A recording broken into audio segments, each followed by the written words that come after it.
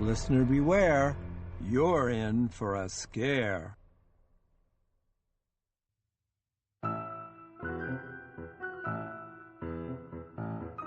Scholastic Audio presents Stay Out of the Basement, a Goosebumps classic story by R.L. Stine. Read by Elizabeth Morton. Chapter 1. Hey, Dad! Catch! Casey tossed the frisbee across the smooth green lawn. Casey's dad made a face, squinting into the sun. The frisbee hit the ground and skipped a few times before landing under the hedge at the back of the house. "Not today, I'm busy," Dr. Brewer said, and abruptly turned and loped into the house. The screen door slammed behind him. Casey brushed his straight blonde hair back off his forehead. "What's his problem?" he called to Margaret, his sister, who had watched the whole scene from the side of the redwood garage. "You know," Margaret said quietly. She wiped her hands on the legs of her jeans and held them both up, inviting a toss. "I'll play frisbee with you for a little while," she said. "Okay," Casey said without enthusiasm. He walked slowly over to retrieve the frisbee from under the hedge. Margaret moved closer. She felt sorry for Casey. He and their dad were really close, always playing ball or frisbee or video games together. But Dr. Brewer didn't seem to have time for that anymore. Jumping up to catch the frisbee, Margaret realized she felt sorry for herself, too. Dad hadn't been the same to her either. In fact, he spent so much time down in the basement, he barely said a word to her. "He doesn't even call me Princess anymore," Margaret thought. It was a nickname she hated, but at least it was a nickname, a sign of closeness. She tossed the red frisbee back. A bad toss. Casey chased after it, but it sailed away from him. Margaret looked up to the golden hills beyond their backyard. "California," she thought. "It's so weird out here. Here it is, the middle of winter, and there isn't a cloud in the sky, and Casey and I are out in jeans and t-shirts as if it were the middle of summer." She made a diving catch for a wild toss, rolling over on the manicured lawn and raising the frisbee above her head triumphantly. "Show off," Casey muttered, unimpressed. "You're the hot dog in the family," Margaret called. "Well, you're a dork." "Hey, Casey, you want me to play with you or not?" He shrugged. Everyone was so edgy these days, Margaret realized. It was easy to figure out why. She made a high toss. The frisbee sailed over Casey's head. "You chase it!" he cried angrily, putting his hands on his hips. "No, you!" she cried. "You!" "Casey, you're 11 years old. Don't act like a 2-year-old, she snapped. "Well, you act like a 1-year-old, was his reply as he grudgingly went after the frisbee. It was all Dad's fault, Margaret realized. Things had been so tense ever since he started working at home. Down in the basement with his plants and weird machines, he hardly ever came up for air. And when he did, he wouldn't even catch a frisbee, or spend 2 minutes with either of them. Mom has noticed it too, Margaret thought, running full out and making another grandstand catch just before colliding with the side of the garage. Having Dad home has made Mom really tense. She pretends everything is fine, but I can tell she's worried about him. "Lucky catch, fatso," Casey called. Margaret hated the name Fatso, even more than she hated Princess. People in her family jokingly called her Fatso because she was so thin, like her father. She also was tall like him, but she had her mother's straight brown hair, brown eyes, and dark coloring.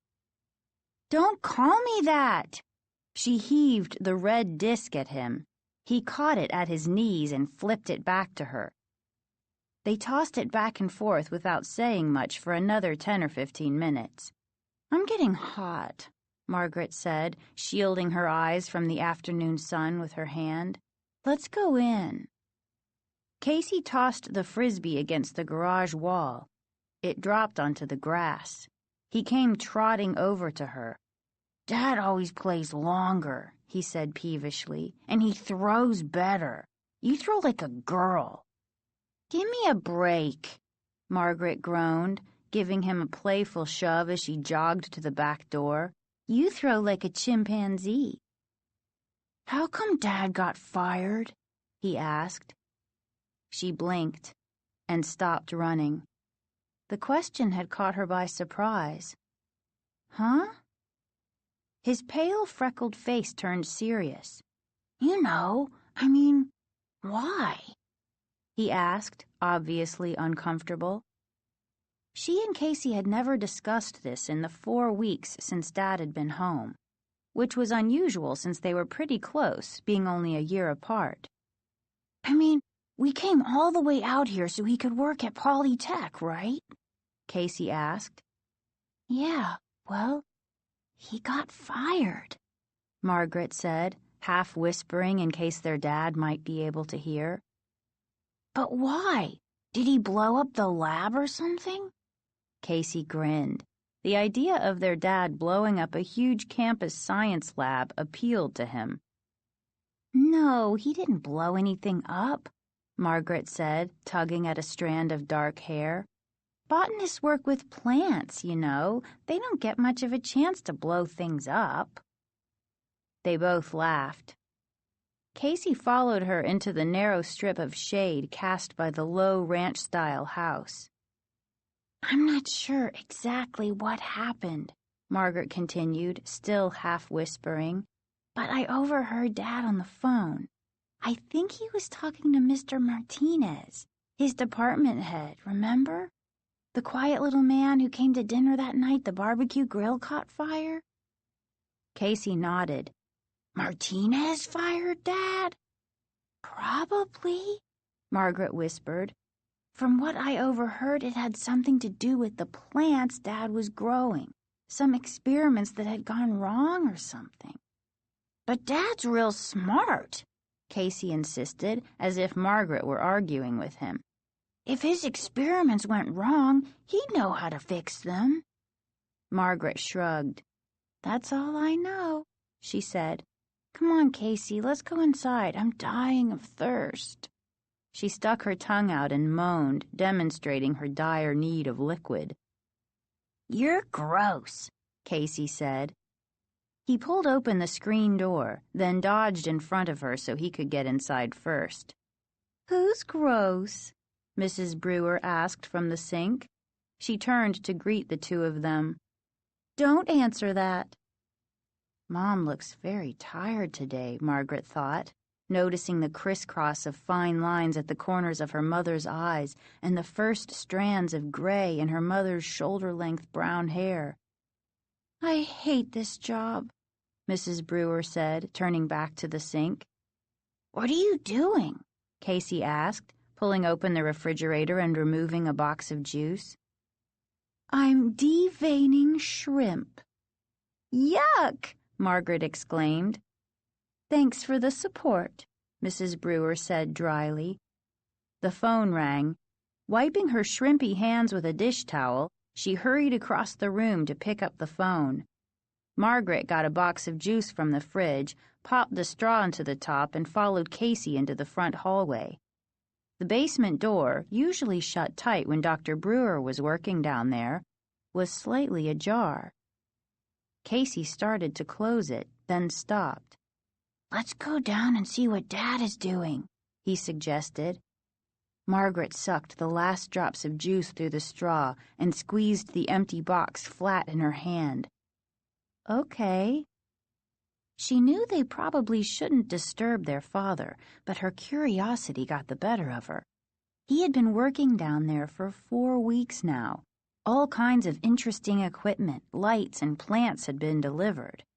Most days he spent at least 8 or 9 hours down there, doing whatever it was he was doing, and he hadn't shown it to them once.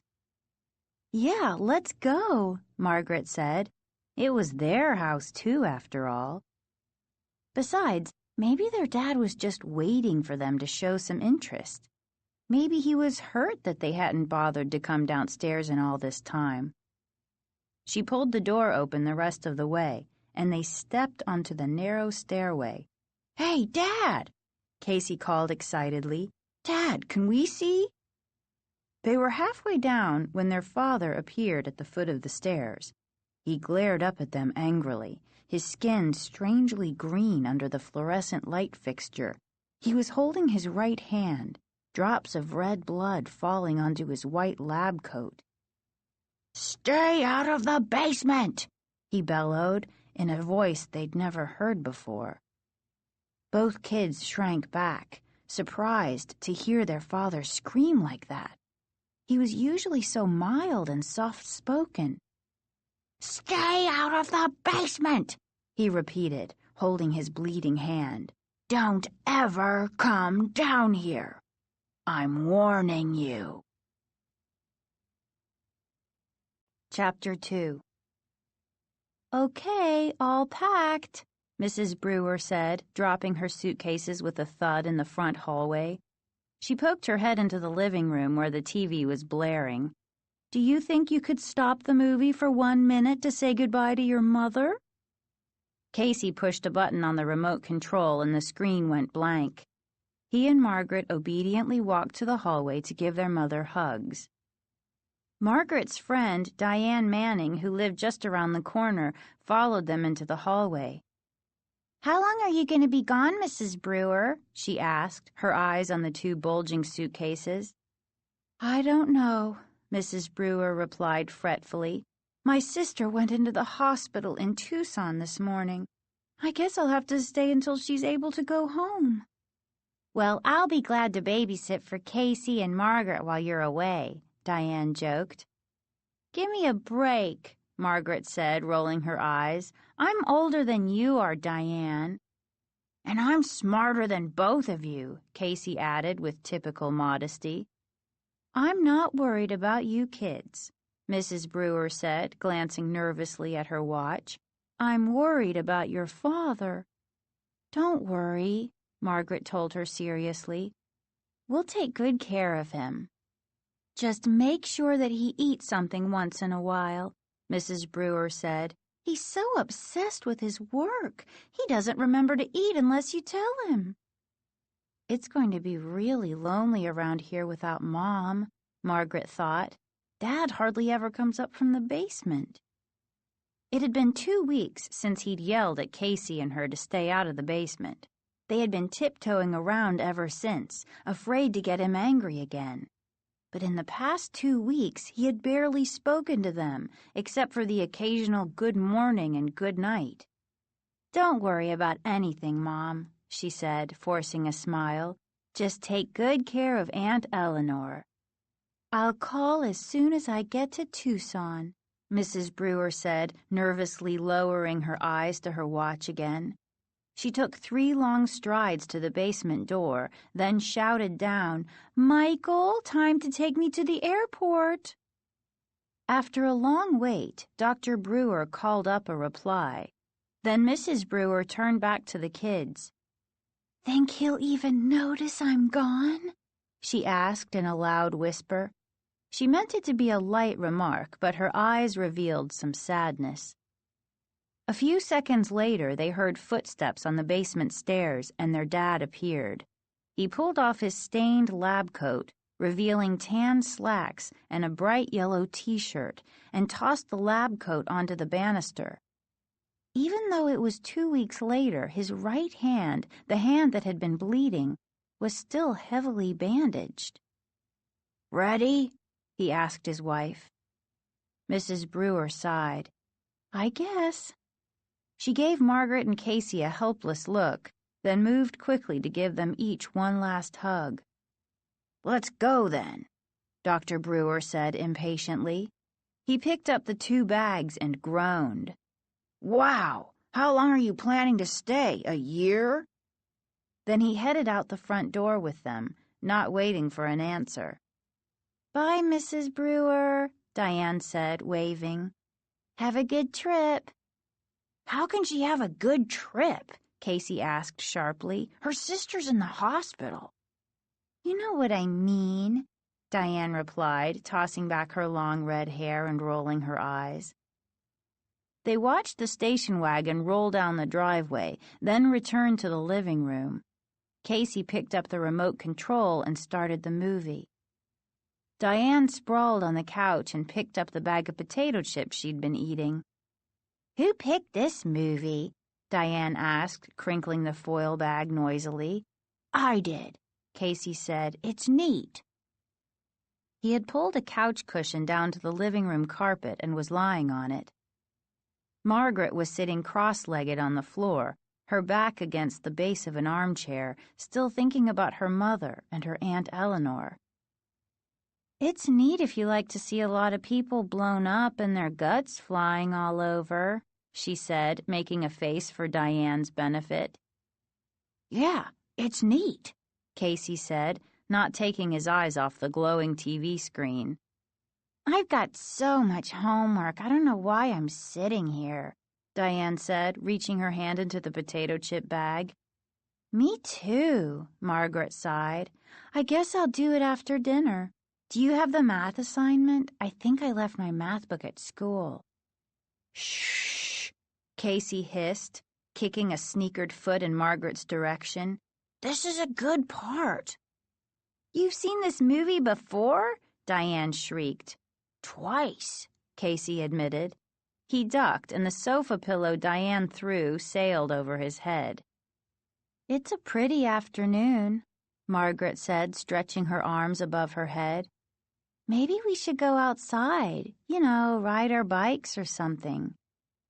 You think you're still back in Michigan? It's always a pretty afternoon here, Diane said, chewing loudly. I don't even notice it anymore.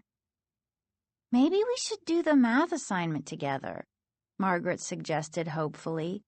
Diane was much better in math than she was. Diane shrugged.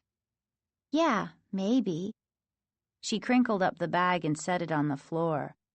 Your dad looked kind of nervous, Huh? What do you mean? Just nervous, Diane said. How's he doing?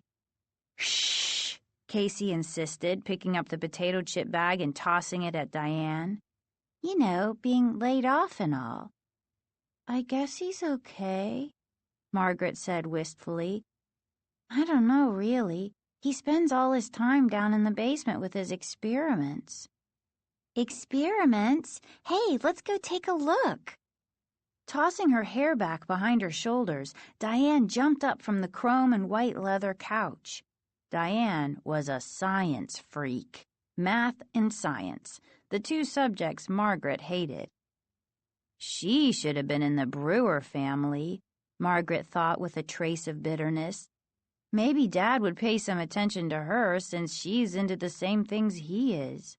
Come on, Diane urged, bending over to pull Margaret up from the floor.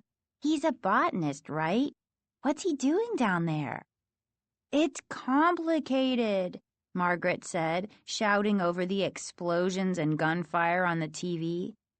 He tried to explain it to me once, but... Margaret allowed Diane to pull her to her feet. Shut up, Casey yelled, staring at the movie, the colors from the TV screen reflecting over his clothes. Is he building a Frankenstein monster or something? Diane demanded. Or some kind of RoboCop? Wouldn't that be cool?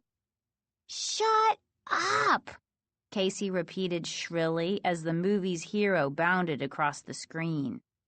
He's got all these machines and plants down there, Margaret said uncomfortably, but he doesn't want us to go down there. Huh? It's like top secret? Diane's emerald green eyes lit up with excitement. Come on, we'll just take a peek. No, I don't think so, Margaret told her. She couldn't forget the angry look on her father's face 2 weeks before when she and Casey had tried to pay a visit. or the way he had screamed at them never to come down to the basement. "Come on, I dare you," Diane challenged. "Are you chicken?" "I'm not afraid," Margaret insisted shrilly. Diane was always daring her to do things she didn't want to do. Why is it so important for Diane to think she's so much braver than everyone else? Margaret wondered. "Chicken," Diane repeated. Tossing her mane of red hair behind her shoulder, she strode quickly toward the basement door. "Diane, stop!" Margaret cried, following after her. "Hey, wait!" Casey cried, clicking off the movie. "Are we going downstairs? Wait for me!" He climbed quickly to his feet and enthusiastically hurried to join them at the basement door. "We can't," Margaret started, but Diane clamped a hand over her mouth. "We'll take a quick peek," Diane insisted. "We'll just look. We won't touch anything, and then we'll come right back upstairs." "Okay, I'll go first," Casey said, grabbing for the doorknob. "Why do you want to do this?" Margaret asked her friend. "Why are you so eager to go down there?" Diane shrugged. "It beats doing our math," she replied, grinning. Margaret sighed, defeated. "Okay, let's go, but remember, just looking, no touching." Casey pulled open the door and led the way onto the stairway. Stepping onto the landing, they were immediately engulfed in hot, steamy air. They could hear the buzz and hum of electronic machinery, and off to the right, they could see the glare of the bright white lights from Dr. Brewer's workroom. "This is kind of fun," Margaret thought as the three of them made their way down the linoleum-covered stairway. "It's an adventure. There's no harm in taking a peek." So why was her heart pounding? Why did she have this sudden tingle of fear? Chapter 3. "Yuck, it's so hot in here." As they stepped away from the stairs, the air became unbearably hot and thick. Margaret gasped. The sudden change in temperature was suffocating. "It's so moist," Diane said. "Good for your hair and skin." "We studied the rainforest in school," Casey said. "Maybe Dad's building a rainforest." "Maybe," Margaret said uncertainly. Why did she feel so strange? Was it just because they were invading their father's domain? Doing something he had told them not to do? She held back, gazing in both directions. The basement was divided into two large rectangular rooms. To the left, an unfinished rec room stood in darkness. She could barely make out the outlines of the ping-pong table in the center of the room. The workroom to the right was brightly lit, so bright they had to blink and wait for their eyes to adjust. Beams of white light poured down from large halogen lamps on tracks in the ceiling. "Wow! Look!" Casey cried, his eyes wide as he stepped excitedly toward the light. Reaching up toward the lights were tall, shiny plants, dozens of them, thick-stalked and broad-leafed, planted close together in an enormous low trough of dark soil. "It's like a jungle!" Margaret exclaimed, following Casey into the white glare. The plants, in fact, resembled jungle plants. Leafy vines and tall tree-like plants with long, slender tendrils, fragile-looking ferns, plants with gnarled, cream-colored roots poking up like bony knees from the soil. "It's like a swamp or something," Diane said. "Did your father really grow these things in just 5 or 6 weeks?" "Yeah, I'm pretty sure," Margaret replied, staring at the enormous red tomatoes on a slender yellow stalk. "Ooh, feel this one," Diane said. Margaret glanced over to find her friend rubbing her hand over a large, flat leaf the shape of a teardrop. "Diane, we shouldn't touch—" I know," Diane said, not letting go of the leaf. But just rub your hand on it. Margaret reluctantly obeyed. It doesn't feel like a leaf, she said, as Diane moved over to examine a large fern. It's so smooth, like glass.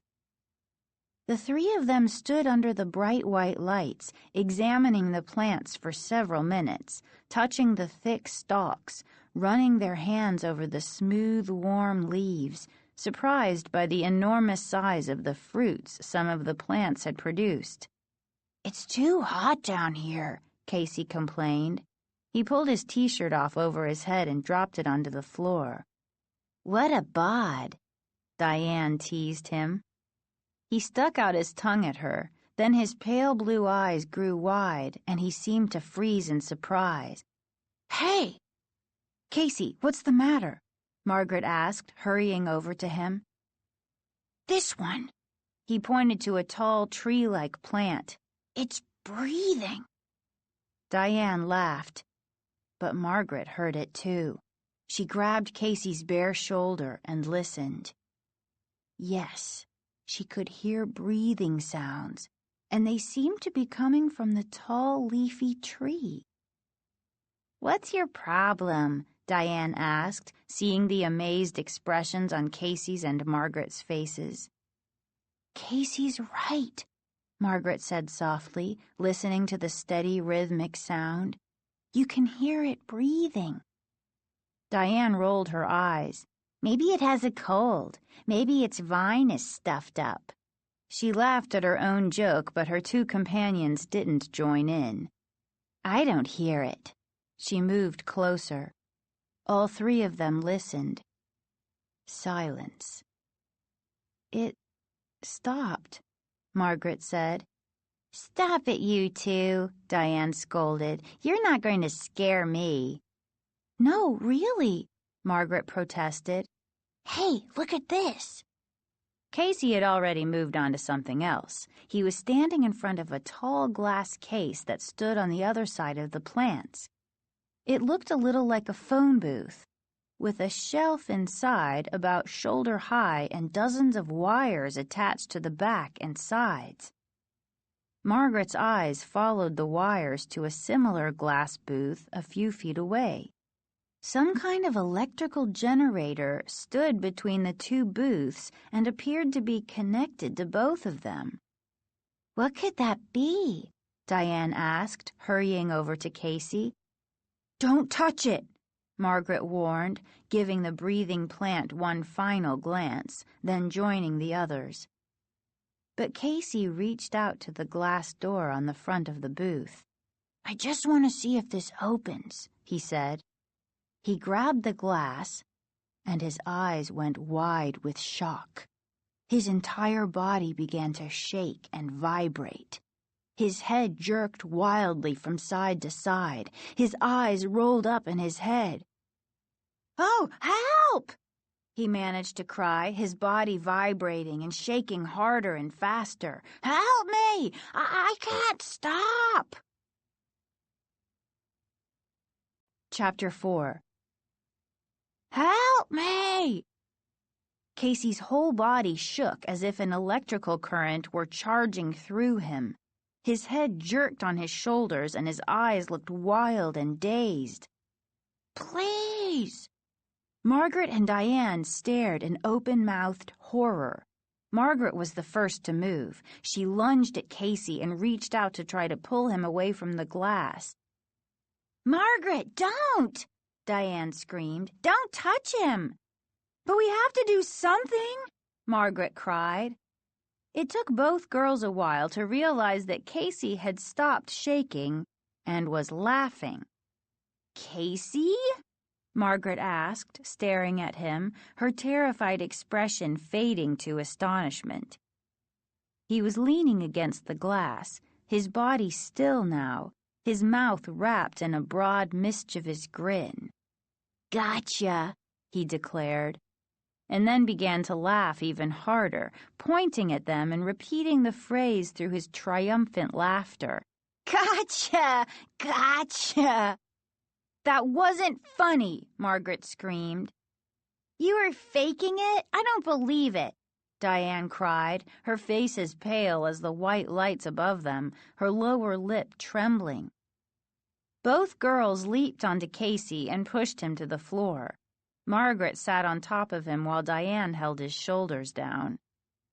Gotcha, gotcha, he continued, stopping only when Margaret tickled his stomach so hard he couldn't talk. You rat, Diane cried. You little rat. The free-for-all was brought to a sudden halt by a low moan from across the room.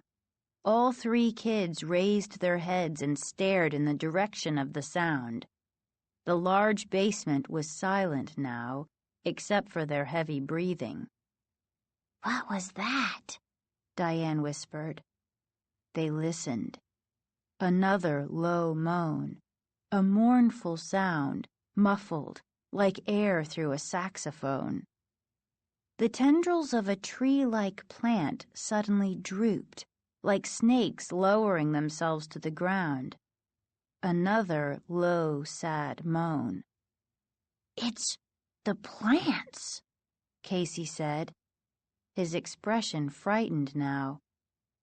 He pushed his sister off him and climbed to his feet, brushing back his disheveled blonde hair as he stood up. Plants don't cry and moan, Diane said, her eyes on the vast trough of plants that filled the room. These do, Margaret said. Tendrils moved, like human arms shifting their position.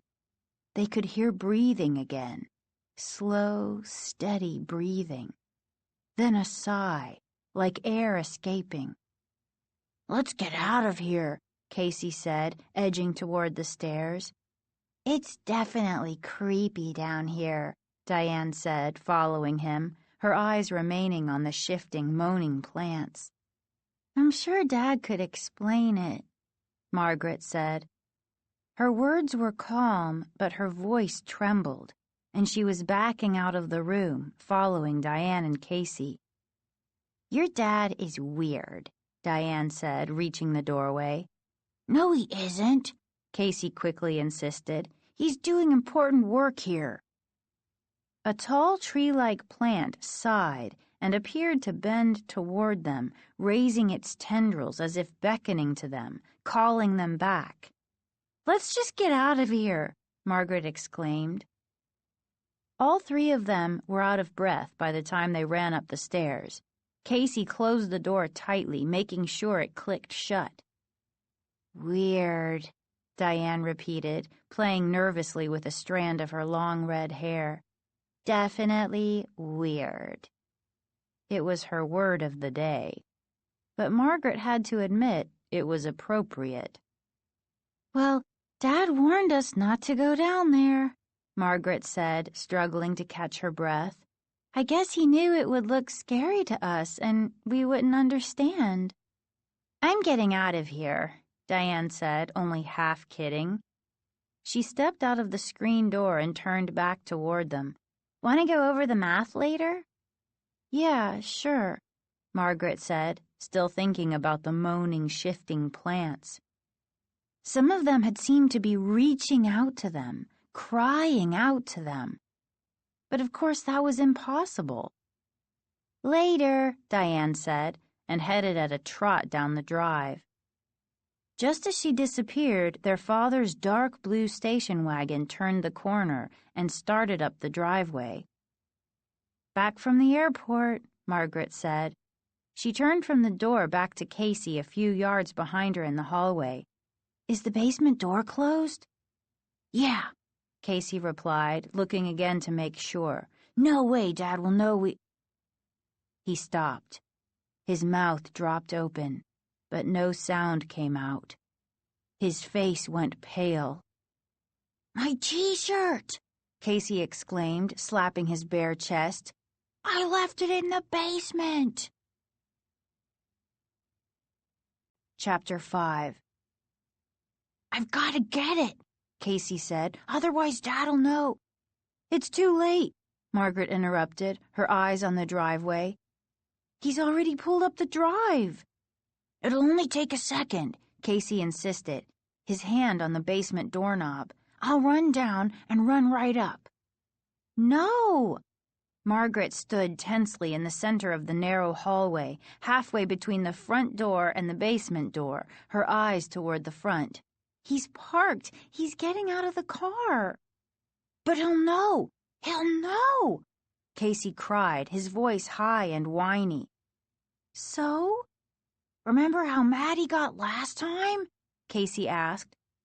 Of course I remember, Margaret replied. But he's not going to kill us, Casey, just because we took a peek at his plants.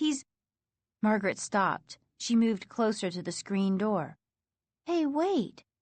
What's going on? Casey asked. Hurry. Margaret turned and gestured with both hands. Go, get downstairs, fast. Mr. Henry from next door, he stopped Dad. They're talking about something in the drive. With a loud cry, Casey flung open the basement door and disappeared. Margaret heard him clumping rapidly down the stairs. Then she heard his footsteps fade as he hurried into their father's workroom. Hurry, Casey, she thought, standing guard at the front door, watching her father shielding his eyes from the sun with one hand as he talked with Mr. Henry. Hurry! You know Dad never talks for long with the neighbors. Mr. Henry seemed to be doing all the talking. Probably asking Dad some kind of favor, Margaret thought. Mr. Henry wasn't handy at all, not like Dr. Brewer, and so he was always asking Margaret's dad to come over and help repair or install things. Her father was nodding now, a tight smile on his face. Hurry, Casey, get back up here. Where are you? Still shielding his eyes, Dr. Brewer gave Mr. Henry a quick wave. Then both men spun around and began walking quickly toward their houses. Hurry, Casey! Casey, he's coming! Hurry! Margaret urged silently. It doesn't take this long to pick your t-shirt up from the floor and run up the stairs. It shouldn't take this long. Her dad was on the front walk now. He spotted her in the doorway and waved. Margaret returned the wave and looked back through the hallway to the basement door. Casey, where are you? She called aloud. No reply. No sound from the basement. No sound at all. Dr. Brewer had paused outside to inspect the rose bushes at the head of the front walk. Casey? Margaret called. Still no reply. Casey, hurry! Silence. Her father was crouching down, doing something to the soil beneath the rose bushes. With a feeling of dread weighing down her entire body, Margaret realized she had no choice. She had to go downstairs and see what was keeping Casey. Chapter 6. Casey ran down the steps, leaning on the metal banister so that he could jump down 2 steps at a time. He landed hard on the cement basement floor and darted into the bright white light of the plant room. Stopping at the entranceway, he waited for his eyes to adjust to the brighter-than-day light. He took a deep breath, inhaling the steamy air, and held it. It was so hot down there, so sticky. His back began to itch. The back of his neck tingled. The jungle of plants stood as if at attention under the bright white lights. He saw his t-shirt, lying crumpled on the floor a few feet from a tall leafy tree. The tree seemed to lean toward the t-shirt, its long tendrils hanging down, loosely coiled on the soil around its trunk. Casey took a timid step into the room. Why am I so afraid? He wondered. It's just a room filled with strange plants. Why do I have the feeling that they're watching me, waiting for me? He scolded himself for being so afraid and took a few more steps toward the crumpled t-shirt on the floor. Hey, wait. The breathing. There it was again. Steady breathing. Not too loud, not too soft either. Who could be breathing? What could be breathing? Was it the big tree? Casey stared at the shirt on the floor, so near. What was keeping him from grabbing it and running back upstairs? What was holding him back? He took a step forward, then another. Was the breathing growing louder? He jumped, startled by a sudden low moan from the big supply closet against the wall. It sounded so human, as if someone were in there, moaning in pain. "Casey, where are you?" Margaret's voice sounded so far away, even though she was just at the head of the stairs. "Okay so far," he called back to her, but his voice came out in a whisper. She probably couldn't hear him. He took another step. Another. The shirt was about 3 yards away. A quick dash, a quick dive, and he'd have it. Another low moan from the supply closet. A plant seemed to sigh. A tall fern suddenly dipped down, shifting its leaves.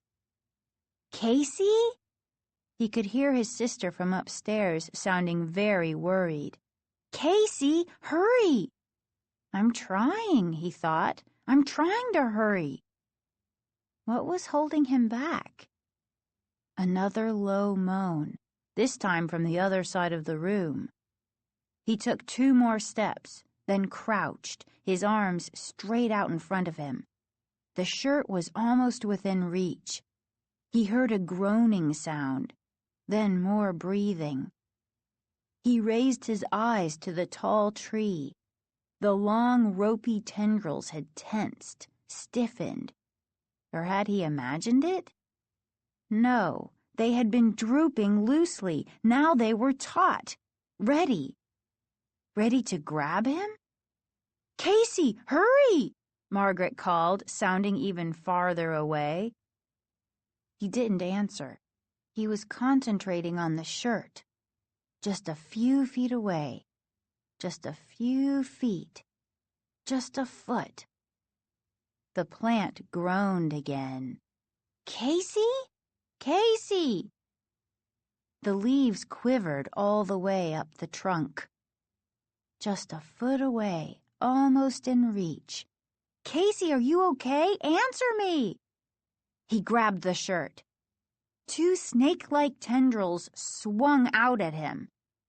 "Huh?" He cried out, paralyzed with fear. "What's happening?" The tendrils wrapped themselves around his waist. "Let go!" he cried, holding the t-shirt tightly in one hand, grabbing at the tendrils with the other. The tendrils hung on and gently tightened around him. "Margaret?" Casey tried calling, but no sound came out of his mouth. "Margaret?" He jerked violently, then pulled straight ahead. The tendrils held on. They didn't squeeze him. They weren't trying to strangle him or pull him back. But they didn't let go. They felt warm and wet against his bare skin, like animal arms, not like a plant. "Help!" He again tried to shout. He pulled once more, leaning forward, using all his strength. No good. He ducked low, hit the floor, tried to roll away. The tendrils hung on. The plant uttered a loud sigh. "Let go!" Casey cried, finally finding his voice. And then suddenly Margaret was standing beside him. He hadn't heard her come down the stairs. He hadn't seen her enter the room. "Casey!" she cried. "What's—" Her mouth dropped open and her eyes grew wide. "It won't let go," he told her. "No!" she screamed and grabbed one of the tendrils with both hands and tugged with all her strength. The tendril resisted for only a moment, then went slack. Casey uttered a joyful cry and spun away from the remaining tendril. Margaret dropped the tendril and grabbed Casey's hand and began running toward the stairs. "Oh!"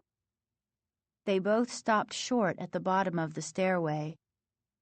Standing at the top was their father, glaring down at them, his hands balled into tight fists at his sides, his face rigid with anger. Chapter 7. "Dad, the plants!" Margaret cried. He stared down at them, his eyes cold and angry, unblinking. He was silent. "One grabbed Casey," Margaret told him. "I just went down to get my shirt," Casey said, his voice trembling. They stared up at him expectantly, waiting for him to move, to unball his fists, to relax his hard expression, to speak. But he glared down at them for the longest time. Finally, he said, "You're okay?" "Yeah," they said in unison, both of them nodding. Margaret realized she was still holding Casey's hand. She let go of it and reached for the banister. "I'm very disappointed in you both," Dr. Brewer said in a low, flat voice, cool but not angry. "Sorry," Margaret said. "We knew we shouldn't." "We didn't touch anything, really," Casey exclaimed. "Very disappointed," their father repeated. "Sorry, Dad." Dr. Brewer motioned for them to come upstairs. Then he stepped into the hallway. "I thought he was going to yell at us," Casey whispered to Margaret as he followed her up the steps. "That's not Dad's style," Margaret whispered back. "He sure yelled at us the last time we started into the basement," Casey replied. They followed their father into the kitchen. He motioned for them to sit down at the white formica table, then dropped into a chair across from them. His eyes went from one to the other, as if studying them, as if seeing them for the first time. His expression was totally flat, almost robot-like, revealing no emotion at all. "Dad, what's with those plants?" Casey asked. "What do you mean?" Dr. Brewer asked. "They're so weird," Casey said. "I'll explain them to you someday," Dr. Brewer said flatly, still staring at the two of them. "It looks very interesting," Margaret said, struggling to say the right thing. Was their dad trying to make them feel uncomfortable? She wondered. If so, he was doing a good job of it. This wasn't like him, not at all. He was always a very direct person, Margaret thought. If he was angry, he said he was angry. If he was upset, he'd tell them he was upset. So why was he acting so strange, so silent, so cold? "I asked you not to go in the basement," he said quietly, crossing his legs and leaning back so that the kitchen chair tilted back. "I thought I made it clear." Margaret and Casey glanced at each other. Finally, Margaret said, "We won't do it again." "But can't you take us down there and tell us what you're doing?" Casey asked. He still hadn't put the t-shirt on. He was holding it in a ball between his hands on the kitchen table. "Yeah, we'd really like to understand it," Margaret added enthusiastically. "Someday," their father said. He returned the chair to all four legs and then stood up. "We'll do it soon, okay?" He raised his arms above his head and stretched. "I've got to get back to work." He disappeared into the front hallway. Casey raised his eyes to Margaret and shrugged. Their father reappeared, carrying the lab coat he had tossed over the front banister. "Mom took off okay?" Margaret asked. He nodded. "I guess." He pulled on the lab coat over his head. "I hope Aunt Eleanor's okay," Margaret said. Dr. Brewer's reply was muffled as he adjusted the lab coat and straightened the collar. "Later," he said. He disappeared into the hallway. They heard him shut the basement door behind him. "I guess he's not going to ground us or anything for going down there," Margaret said, leaning against the table and resting her chin in her hands. "I guess," Casey said. "He sure is acting weird." "Maybe he's upset because Mom is gone," Margaret said. She sat up and gave Casey a push. "Come on, get up. I've got work to do." "I can't believe that plant grabbed me," Casey said thoughtfully, not budging. "You don't have to push," Casey griped, but he climbed to his feet and stepped out of Margaret's way. "I'm gonna have bad dreams tonight," he said glumly. "Just don't think about the basement," Margaret advised. That's really lame advice, she told herself, but what else could she say? She went up to her room, thinking about how she missed her mother already. Then the scene in the basement, with Casey trying to pull himself free of the enormous twining plant tendrils, played once again through her mind. With a shudder, she grabbed her textbook and threw herself onto her stomach on the bed, prepared to read. But the words on the page blurred as the moaning, breathing plants kept creeping back into her thoughts. "At least we're not being punished for going down there," she thought. "At least Dad didn't yell and frighten us this time. And at least Dad has promised to take us downstairs with him soon and explain to us what he's working on down there." That thought made Margaret feel a lot better. She felt better until the next morning, when she awoke early and went downstairs to make some breakfast. To her surprise, her father was already at work. The basement door was shut tight, and a lock had been installed on the door. The next Saturday afternoon, Margaret was up in her room, lying on top of the bed, talking to her mom on the phone. "I'm really sorry about Aunt Eleanor," she said, twisting the white phone cord around her wrist. "The surgery didn't go as well as expected," her mother said, sounding very tired.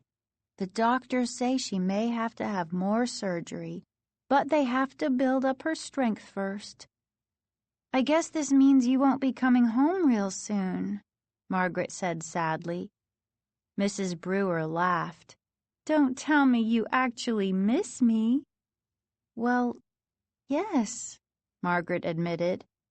She raised her eyes to the bedroom window. 2 sparrows had landed outside on the window ledge and were chattering excitedly, distracting Margaret, making it hard to hear her mother over the crackling line from Tucson. "How's your father doing?" Mrs. Brewer asked. "I spoke to him last night, but he only grunted." "He doesn't even grunt to us," Margaret complained. She held her hand over her ear to drown out the chattering birds. "He hardly says a word." "He's working really hard," Mrs. Brewer replied.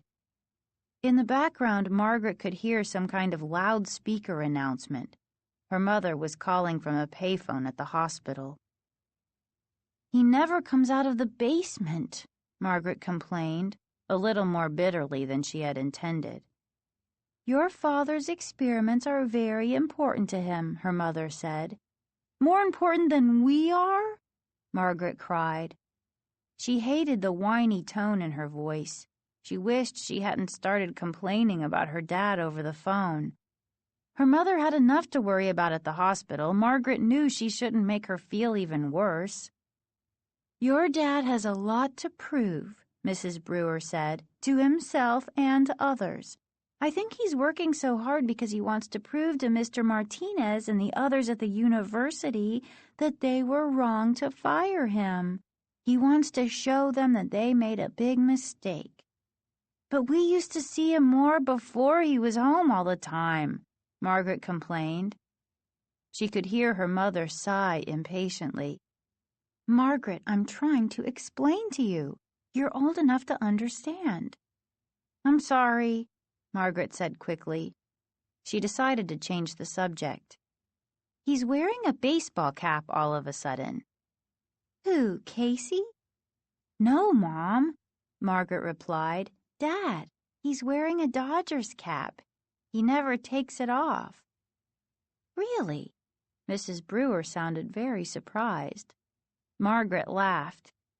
We told him he looks really dorky in it, but he refuses to take it off. Mrs. Brewer laughed too. Uh-oh, I'm being called, she said. Gotta run. Take care, dear. I'll try to call back later. A click, and she was gone. Margaret stared up at the ceiling, watching shadows from trees in the front yard move back and forth. The sparrows had flown away, leaving silence behind. Poor Mom, Margaret thought. She's so worried about her sister, and I had to go and complain about Dad. Why did I do that? She sat up, listening to the silence. Casey was over at a friend's. Her dad was no doubt working in the basement, the door carefully locked behind him. Maybe I'll give Diane a call, Margaret thought. She reached for the phone, then realized she was hungry. Lunch first, she decided, then Diane. She brushed her dark hair quickly, shaking her head at the mirror over her dressing table, then hurried downstairs. To her surprise, her dad was in the kitchen. He was huddled over the sink, his back to her. She started to call out to him, but stopped. What was he doing? Curious, she pressed against the wall, gazing at him through the doorway to the kitchen. Dr. Brewer appeared to be eating something. With one hand, he was holding a bag on the counter beside the sink. As Margaret watched in surprise, he dipped his hand into the bag, pulled out a big handful of something, and shoved it into his mouth. Margaret watched him chew hungrily, noisily, then pull out another handful from the bag and eat it greedily. What on earth is he eating? She wondered. He never eats with Casey and me. He always says he isn't hungry. But he sure is hungry now. He acts as if he's starving. She watched from the doorway as Dr. Brewer continued to grab handful after handful from the bag, gulping down his solitary meal. After a while, he crinkled up the bag and tossed it into the trash can under the sink. Then he wiped his hands off on the sides of his white lab coat. Margaret quickly backed away from the door, tiptoed through the hall, and ducked into the living room. She held her breath as her father came into the hall, clearing his throat loudly. The basement door closed behind him. She heard him carefully lock it. When she was sure that he had gone downstairs, Margaret walked eagerly into the kitchen. She had to know what her father had been eating so greedily, so hungrily. She pulled open the sink cabinet, reached into the trash, and pulled out the crinkled-up bag. Then she gasped aloud as her eyes ran over the label. Her father, she saw, had been devouring plant food. Chapter 8. Margaret swallowed hard. Her mouth felt dry as cotton. She suddenly realized she was squeezing the side of the counter so tightly her hand ached. Forcing herself to loosen her grip, she stared down at the half-empty plant food bag, which she had dropped onto the floor. She felt sick. She couldn't get the disgusting picture out of her mind. How could her dad eat mud?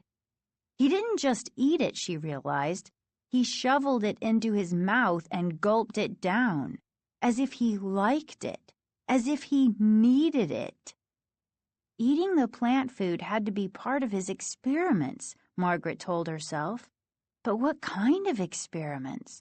What was he trying to prove with those strange plants he was growing? The stuff inside the bag smelled sour, like fertilizer. Margaret took a deep breath and held it.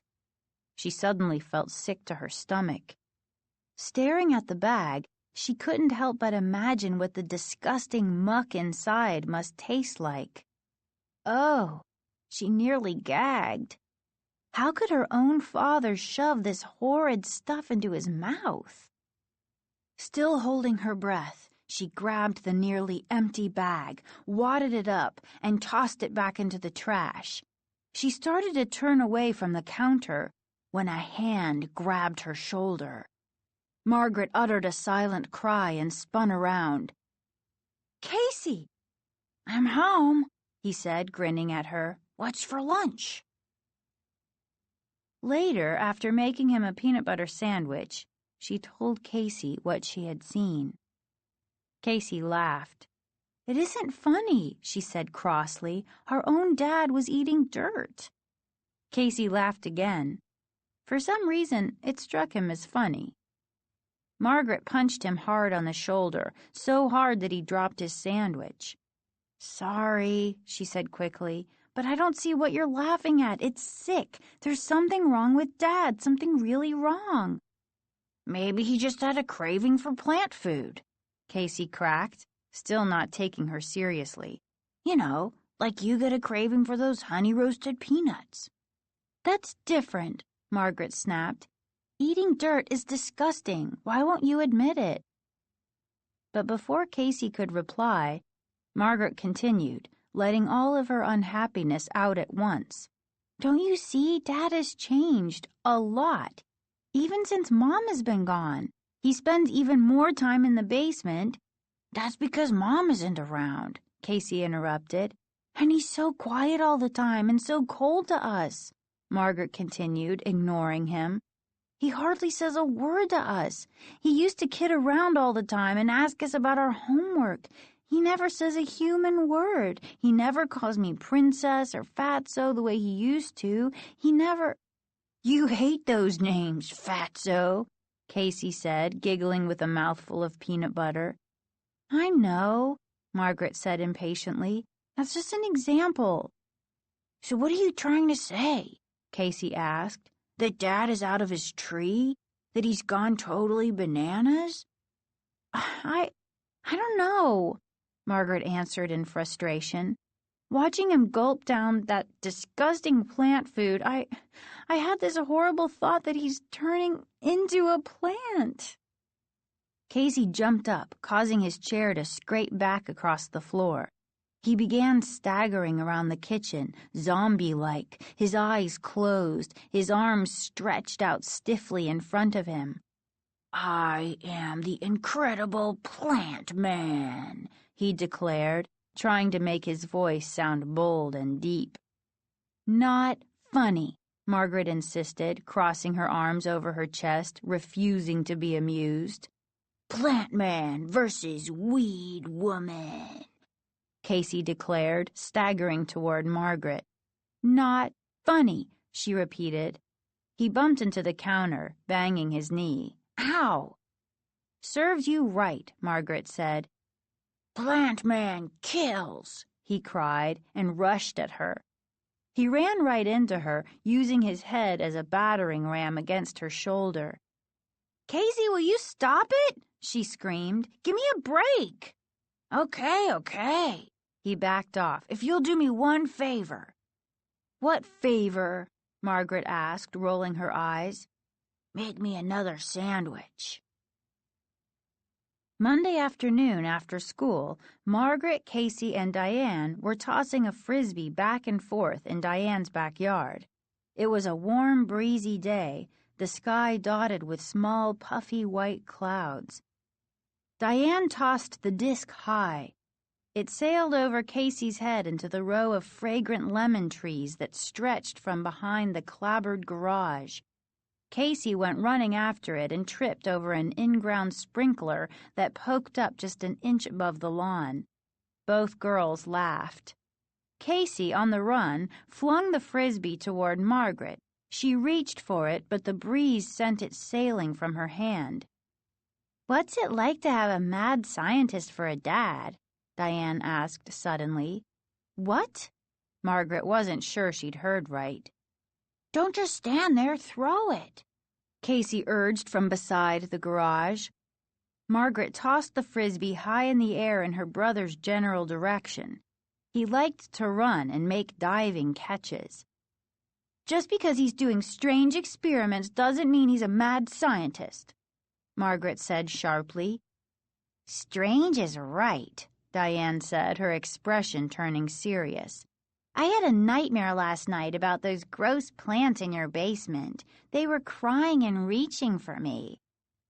Sorry, Margaret said sincerely. I've had nightmares too. Look out, Casey cried. He tossed a low one that Diane caught around her ankles. Mad scientist, Margaret thought. Mad scientist. Mad scientist. The words kept repeating in her mind. Mad scientists were only in the movies, right? My dad was talking about your dad the other night, Diane said, flipping the disc to Casey. You didn't tell him about going down in the basement, did you? Margaret asked anxiously. No, Diane replied, shaking her head. Hey, are these lemons ripe? Casey asked, pointing at one of the low trees. Why don't you suck one to find out? Margaret snapped, annoyed that he kept interrupting. Why don't you? He predictably shot back. My dad said that your dad was fired from Polytech because his experiments got out of control and he wouldn't stop them, Diane confided. She ran along the smooth, closely cropped grass, chasing down the frisbee. What do you mean? Margaret asked. The university told him he had to stop whatever it was he was doing, and he refused. He said he couldn't stop. At least that's what my dad heard from a guy who came into the sales room. Margaret hadn't heard this story. It made her feel bad, but she thought it was probably true. Something really bad happened in your dad's lab, Diane continued. Someone got really hurt or killed or something. That's not true, Margaret insisted. We would have heard if that happened. Yeah, probably, Diane admitted. But my dad said your dad was fired because he refused to stop his experiments. Well, that doesn't make him a mad scientist, Margaret said defensively. She suddenly felt she had to stick up for her father. She wasn't sure why. I'm just telling you what I heard, Diane said, brusquely tossing back her red hair. You don't have to bite my head off. They played for a few more minutes. Diane changed the subject and talked about some kids they knew who were 11 but were going out. Then they talked about school for a while. Time to go, Margaret called to Casey. He picked the frisbee up from the lawn and came running over. Call you later, Margaret told Diane, giving her a little wave. Then she and Casey began to jog home, cutting through familiar backyards. We need a lemon tree, Casey said as they slowed to a walk. They're cool. Oh, yeah, Margaret replied sarcastically. That's just what we need at our house, another plant. As they stepped through the hedges into their backyard, they were both surprised to see their dad. He was standing at the rose trellis, examining clusters of pink roses. Hey, Dad, Casey called. Catch! He tossed the frisbee to his father. Dr. Brewer turned around a little too slowly. The frisbee glanced off his head, knocking the Dodger's cap off. His mouth opened wide in surprise. He raised his hands to cover his head, but it was too late. Margaret and Casey both shrieked in surprise as they saw his head. At first, Margaret thought her father's hair had turned green. But then she clearly saw that it wasn't hair on his scalp. His hair was gone. It had all fallen out. In place of hair, Dr. Brewer had bright green leaves sprouting from his head. Chapter 9. Kids, it's okay, Dr. Brewer called. He bent down quickly, picked up the baseball cap, and replaced it on his head. A crow flew low overhead, cawing loudly. Margaret raised her eyes to follow the bird, but the sight of the hideous leaves sprouting from her father's head wouldn't go away. Her whole head began to itch as she imagined what it must feel like to have leaves uncurling from your scalp. "It's okay, really," Dr. Brewer repeated, hurrying over to them. "But, Dad, your head," Casey stammered. He suddenly looked very pale. Margaret felt sick. She kept swallowing hard, trying to ride out the waves of nausea. "Come here, you two," their father said softly, putting an arm around each of their shoulders. "Let's sit down in the shade over there and have a talk. I spoke to your mom on the phone this morning. She told me you're upset about my work." "Your head, it's all green," Casey repeated. "I know," Dr. Brewer said, smiling. "That's why I put on the cap. I didn't want you two to worry." He led them to the shade of the tall hedges that ran along the garage, and they sat down on the grass. "I guess you think your dad has gotten pretty weird, huh?" He stared into Margaret's eyes. Feeling uncomfortable, she looked away.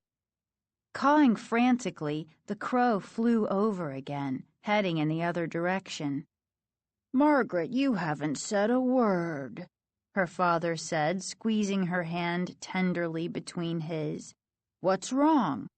What do you want to say to me?" Margaret sighed and still avoided her father's glance. "Come on, tell us. Why do you have leaves growing out of your head?" she asked bluntly. "It's a side effect," he told her, continuing to hold her hand. "It's only temporary. It'll go away soon, and my hair will grow back." "But how did it happen?" Casey asked, staring at his father's Dodgers cap. A few green leaves poked out from under the brim. "Maybe you two would feel better if I explained what I'm trying to do down in the basement," Dr. Brewer said, shifting his weight and leaning back on his hands. "I've been so wrapped up in my experiments, I haven't had much time to talk to you." "You haven't had any time," Margaret corrected him. "I'm sorry," he said, lowering his eyes. "I really am, but this work I'm doing is so exciting and so difficult." "Did you discover a new kind of plant?" Casey asked, crossing his legs beneath him. "No, I'm trying to build a new kind of plant," Dr. Brewer explained. "Huh?" Casey exclaimed. "Have you ever talked about DNA in school?" their father asked. They shook their heads. "Well, it's pretty complicated," he continued. Dr. Brewer thought for a moment. "Let me try and put it in simple terms," he said, fiddling with the bandage around his hand. "Let's say we took a person who had a very high IQ, real brain power." "Like me," Casey interrupted. "Casey, shut up," Margaret said edgily. "A real brain, like Casey," Dr. Brewer said agreeably. "And let's say we were able to isolate the molecule or gene or tiny part of a gene that enabled the person to have such high intelligence. And then let's say we were able to transmit it into other brains. And then this brain power could be passed along from generation to generation, and lots of people would have high IQs. Do you understand?"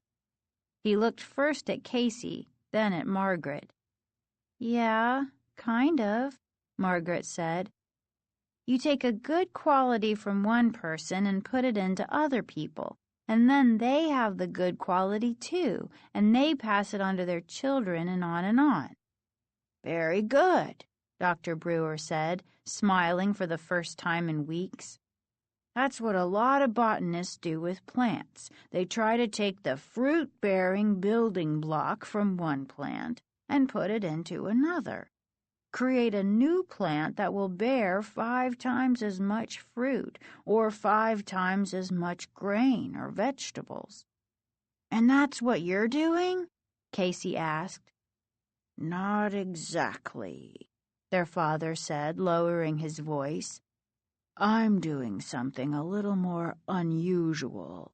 I really don't want to go into detail now, but I'll tell you that what I'm trying to do is build a kind of plant that has never existed and could never exist.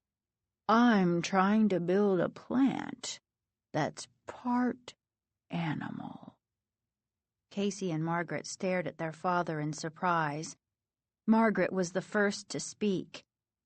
"You mean you're taking cells from an animal and putting them into a plant?" He nodded. "I really don't want to say more. You two understand why this must be kept secret." He turned his eyes on Margaret, then Casey, studying their reactions. "How do you do it?" Margaret asked, thinking hard about everything he had just told them. "How do you get these cells from the animals to the plant?" "I'm trying to do it by breaking them down electronically," he answered. "I have 2 glass booths connected by a powerful electron generator. You may have seen them when you were snooping around down there." He made a sour face. "Yeah, they look like phone booths," Casey said. "One booth is a sender and one is a receiver," he explained. "I'm trying to send the right DNA, the right building blocks, from one booth to the other. It's very delicate work." "And have you done it?" Margaret asked. "I've come very close," Dr. Brewer said, a pleased smile crossing his face. The smile lasted only a few seconds. Then, his expression thoughtful, he abruptly climbed to his feet. "Gotta get back to work," he said quietly. "See you two later." He started walking across the lawn, taking long strides. "But, Dad!" Margaret called after him. She and Casey climbed to their feet, too. "Your head, the leaves, you didn't explain it," she said as she and her brother hurried to catch up to him. Dr. Brewer shrugged. "Nothing to explain," he said curtly, "just a side effect." He adjusted his Dodgers cap. "Don't worry about it. It's only temporary. Just a side effect." Then he hurried into the house. Casey seemed really pleased by their dad's explanation of what was going on in the basement. "Dad's doing really important work," he said with unusual seriousness. But as Margaret made her way into the house, she found herself troubled by what her dad had said, and even more troubled by what he hadn't said. Margaret closed the door to her room and lay down on the bed to think about things. Her father hadn't really explained the leaves growing on his head. Just a side effect didn't explain much at all. A side effect from what? What actually caused it? What made his hair fall out? When would his hair grow back? It was obvious that he hadn't wanted to discuss it with them. He had certainly hurried back to his basement after telling them it was just a side effect. A side effect. It made Margaret feel sick every time she thought about it. What must it feel like? Green leaves pushing up from your pores, uncurling against your head. Yuck! Thinking about it made her itch all over. She knew she'd have hideous dreams tonight. She grabbed her pillow and hugged it over her stomach, wrapping her arms tightly around it. There are lots of other questions Casey and I should have asked, she decided. Like, why were the plants moaning down there? Why did some of them sound like they were breathing? Why did that plant grab Casey? What animal is Dad using? Lots of questions. Not to mention the one Margaret wanted to ask most of all. Why were you gulping down that disgusting plant food? But she couldn't ask that one. She couldn't let her dad know she'd been spying on him. She and Casey hadn't really asked any of the questions they'd wanted answered. They were just so pleased that their father had decided to sit down and talk with them, even for a few minutes. His explanation was really interesting, as far as it went, Margaret decided, and it was good to know that he was close to doing something truly amazing, something that would make him really famous. But what about the rest of it? A frightening thought entered her mind. Could he have been lying to them? No, she quickly decided. No, Dad wouldn't lie to us. There are just some questions he hasn't answered yet. She was still thinking about all of these questions late that night. After dinner, after talking to Diane on the phone for an hour, after homework, after watching a little TV, after going to bed.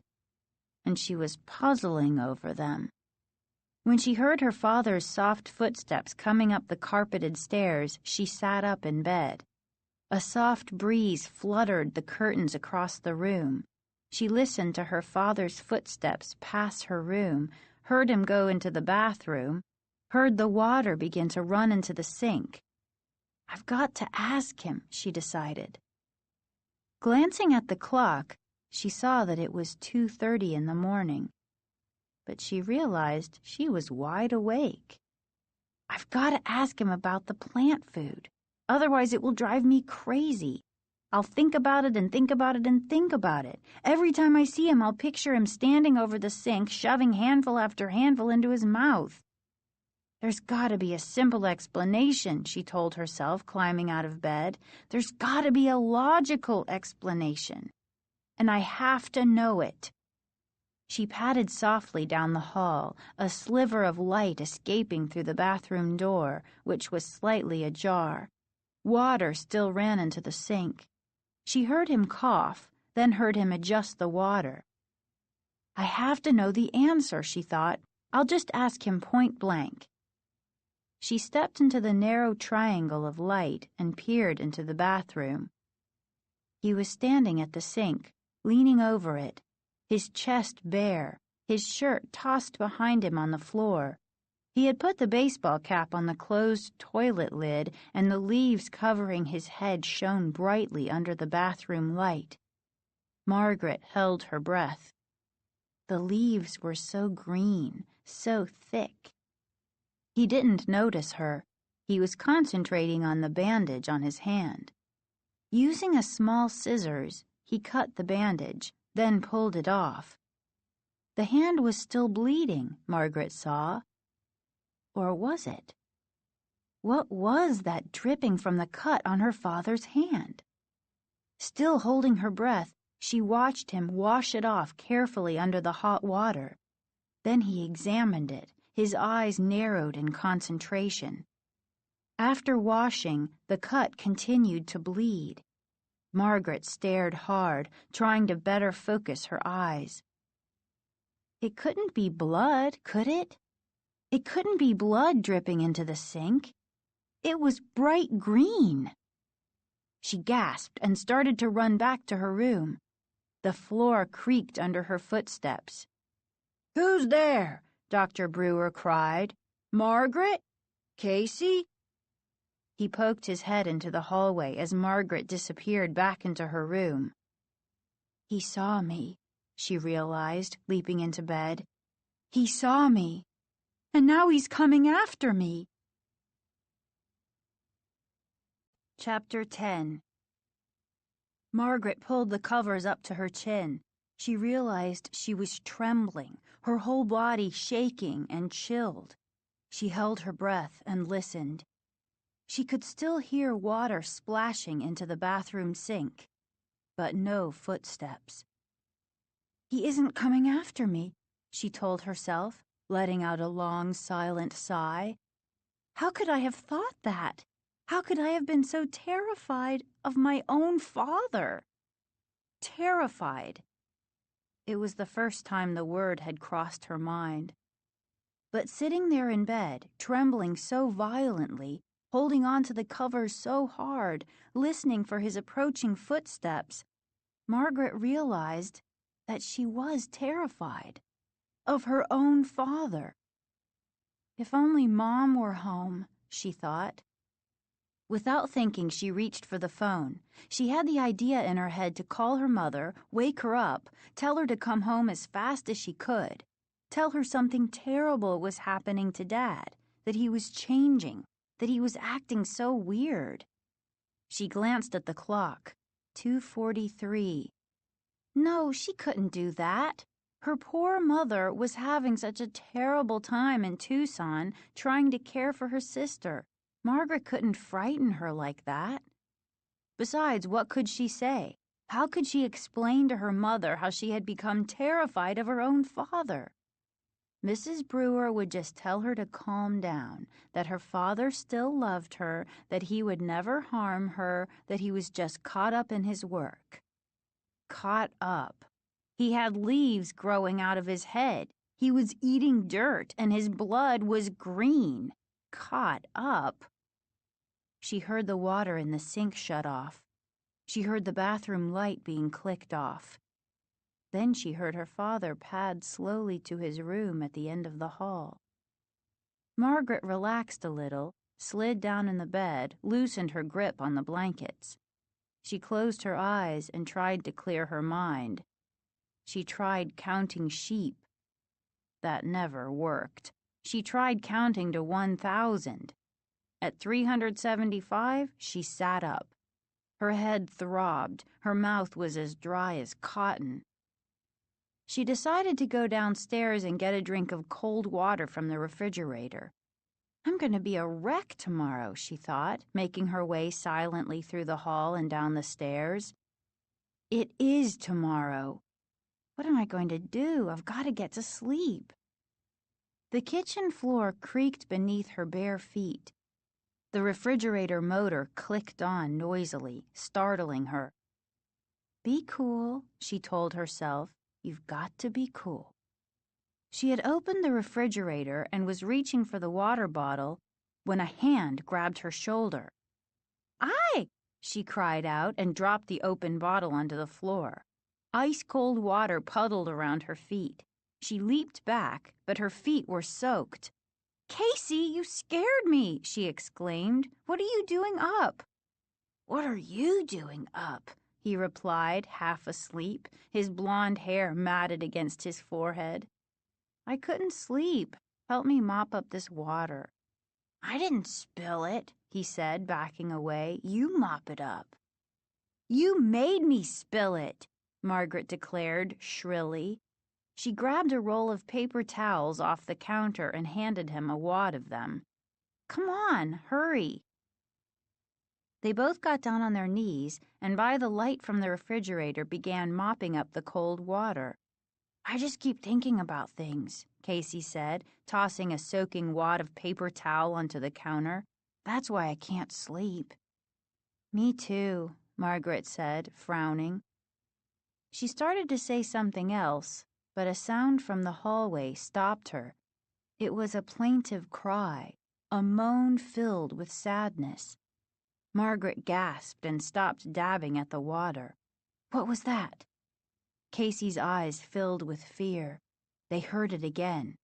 Such a sad sound, like a plea, a mournful plea. It's coming from the basement, Margaret said. "Do you think it's a plant?" Casey asked very quietly. "Do you think it's one of Dad's plants?" Margaret didn't answer. She crouched on her knees, not moving, just listening. Another moan, softer this time, but just as mournful. "I don't think Dad told us the truth," she told Casey, staring into his eyes. He looked pale and frightened in the dim refrigerator light.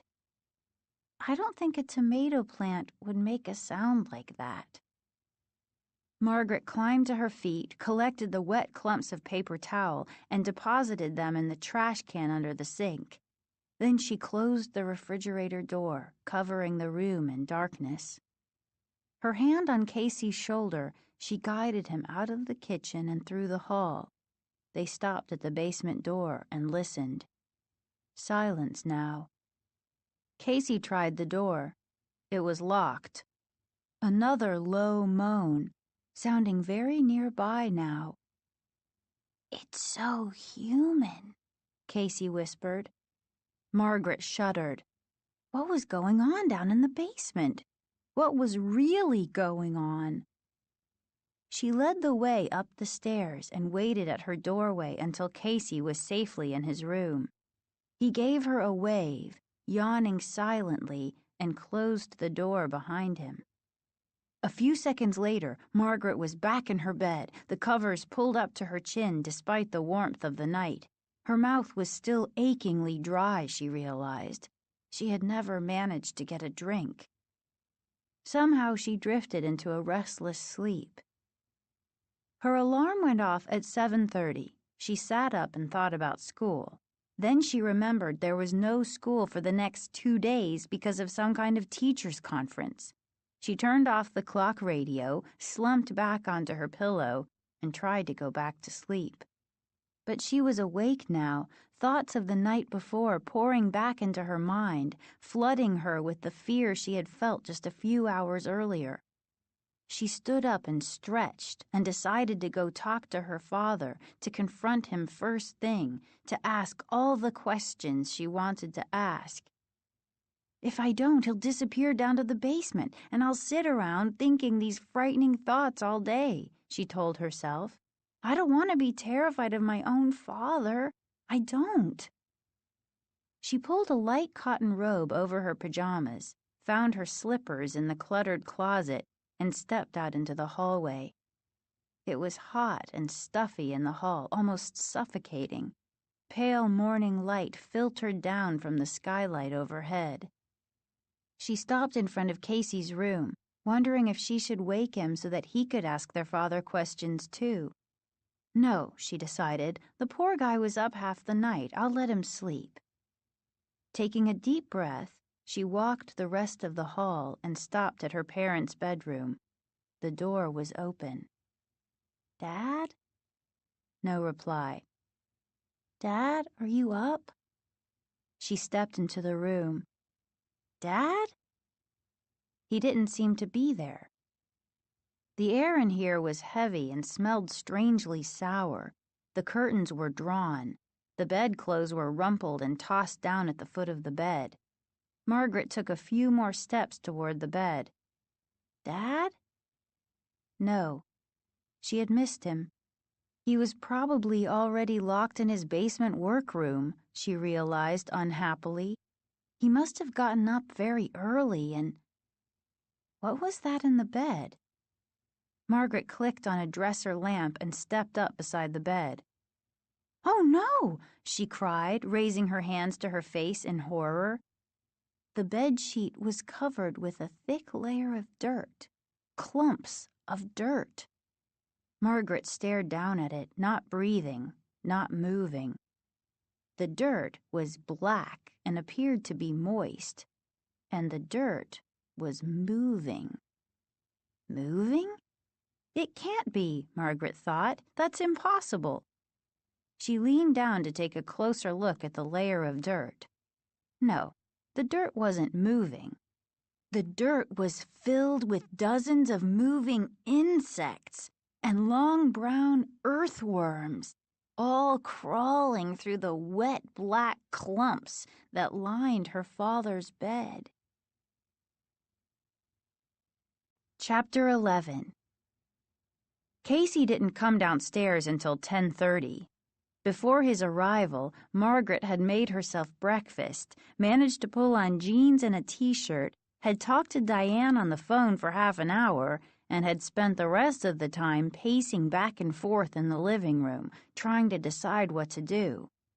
Desperate to talk to her dad, she had banged a few times on the basement door, timidly at first, and then loudly.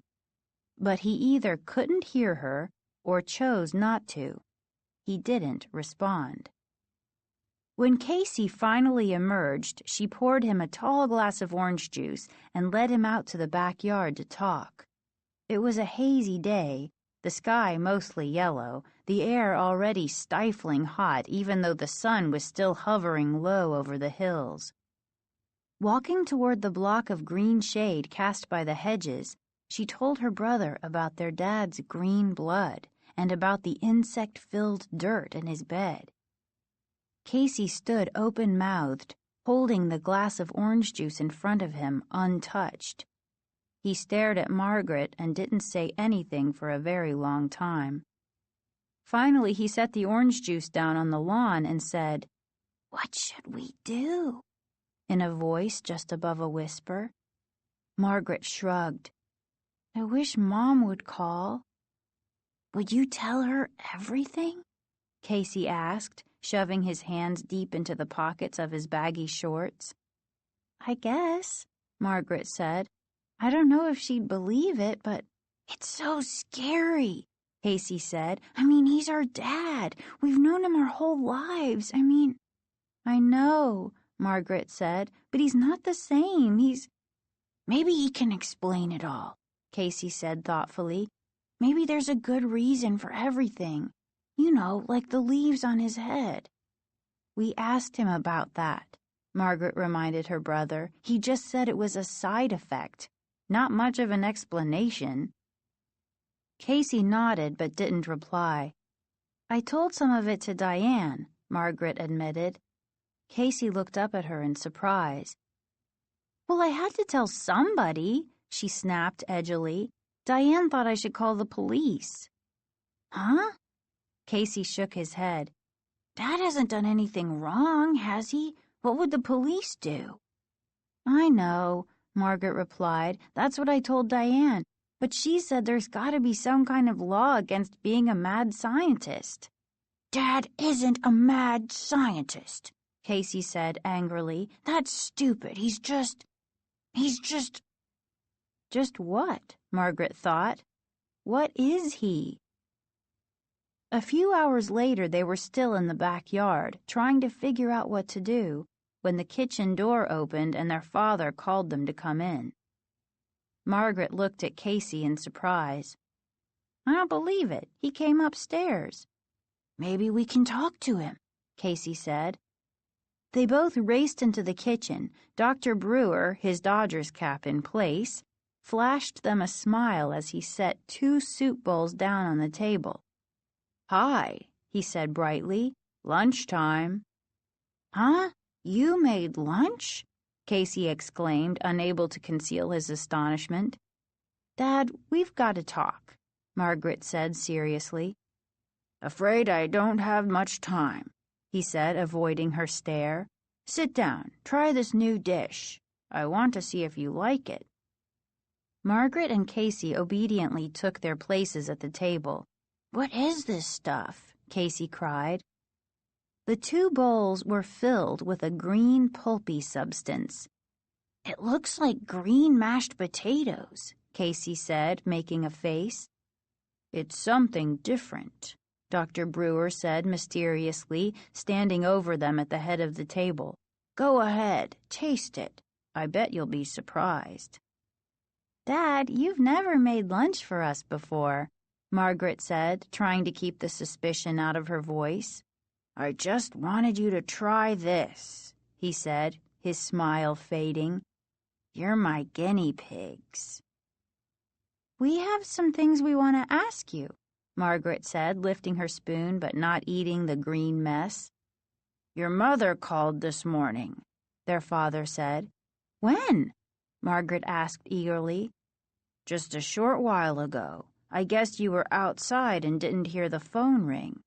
"What did she say?" Casey asked, staring down at the bowl in front of him. "Aunt Eleanor's doing better. She's been moved out of intensive care. Your mom may be able to come home soon." "Great!" Margaret and Casey cried in unison. "Eat," Dr. Brewer instructed, pointing to the bowls. Aren't you going to have some?" Casey asked, rolling his spoon around in his fingers. "No," their father replied quickly. "I already ate." He leaned with both hands against the tabletop. Margaret saw that his cut hand was freshly bandaged. "Dad, last night," she started, but he cut her off. "Eat, will you? Try it." "But what is it?" Casey demanded, whining. "It doesn't smell too good." I think you'll like the taste, Dr. Brewer insisted impatiently. It should taste very sweet. He stared at them, urging them to eat the green stuff. Staring into the bowl at the mysterious substance, Margaret was suddenly frozen with fear. He's too eager for us to eat this, she thought, glancing up at her brother. He's too desperate. He's never made lunch before. Why did he make this? And why won't he tell us what it is? What's going on here? She wondered, and Casey's expression revealed that he was wondering the same thing. Is Dad trying to do something to us? Is this green stuff going to change us or hurt us?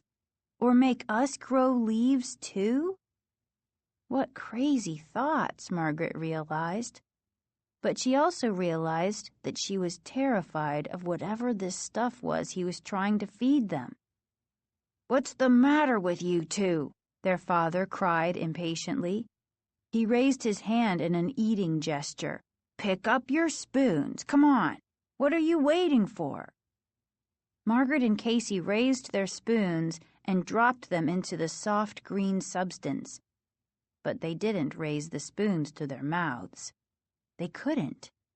"Eat! Eat!" Dr. Brewer screamed, pounding the table with his good hand. "What are you waiting for? Eat your lunch! Go ahead, eat it!" He's giving us no choice, Margaret thought.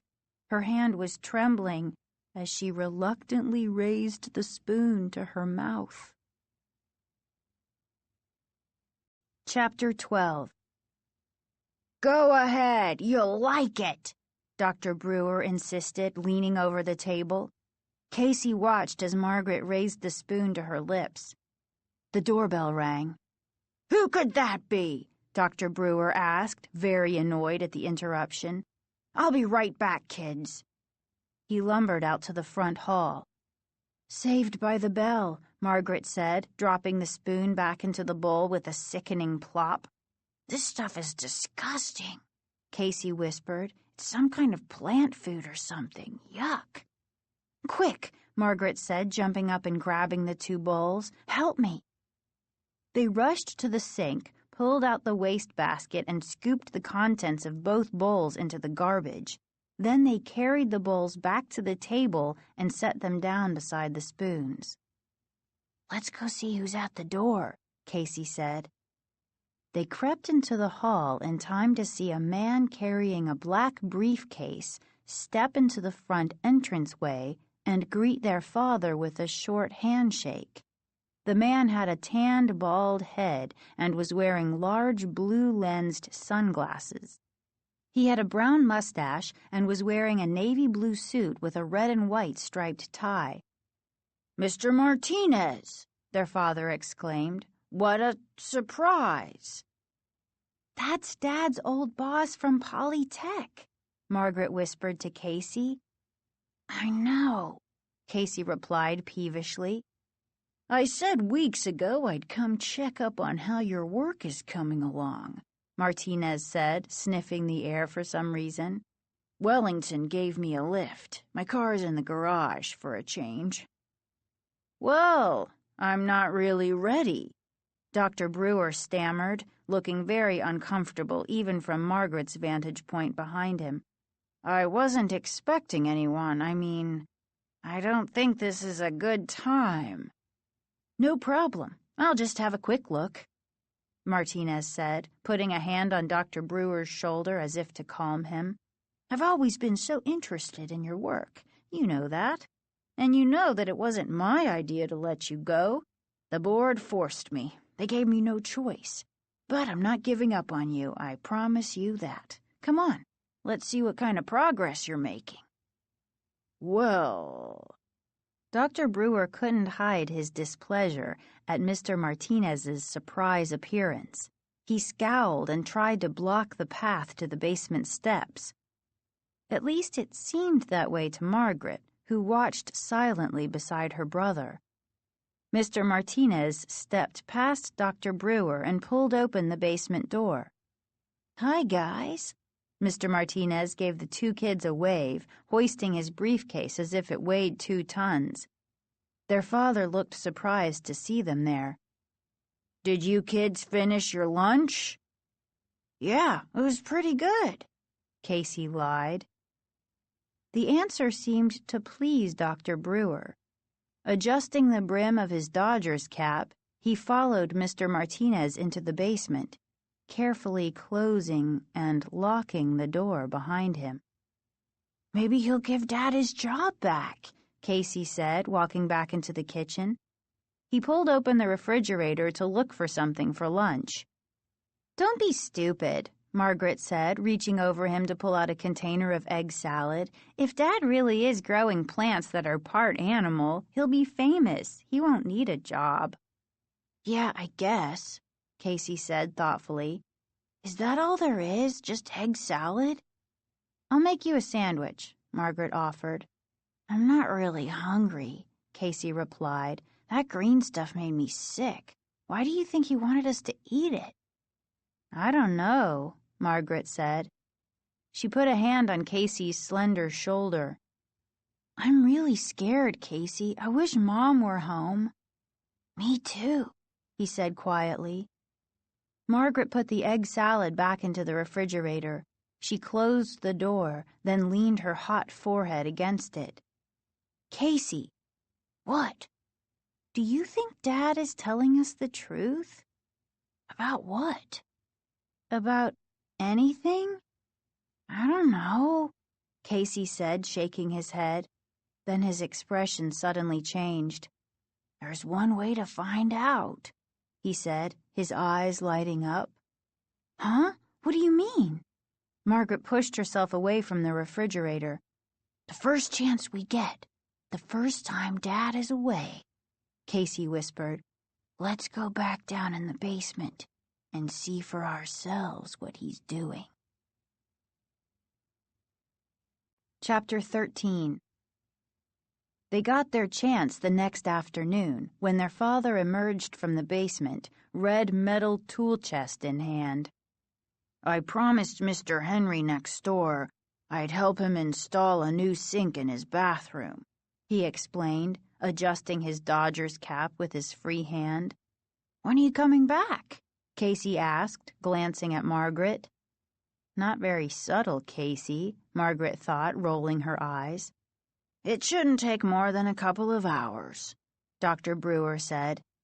He disappeared out the kitchen door. They watched him cut through the hedges in the backyard and head to Mr. Henry's back door. "It's now or never," Margaret said, glancing doubtfully at Casey. "Think we can do this?" She tried the door. Locked as usual. "No problem," Casey said, a mischievous grin spreading across his face. "Go get a paper clip. I'll show you what my friend Kevin taught me last week." Margaret obediently found a paper clip on her desk and brought it to him. Casey straightened the clip out, then poked it into the lock. In a few seconds, he hummed a triumphant fanfare and pulled the door open. "Now you're an expert lock picker, huh? Your friend Kevin is a good guy to know," Margaret said, shaking her head. Casey grinned and motioned for Margaret to go first.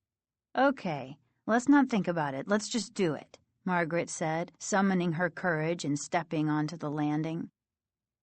A few seconds later, they were in the basement. Knowing a little of what to expect down here didn't make it any less frightening. They were hit immediately by a blast of steamy hot air. The air, Margaret realized, was so wet, so thick, that droplets immediately clung to her skin. Squinting against the sudden bright light, they stopped in the doorway to the plant room.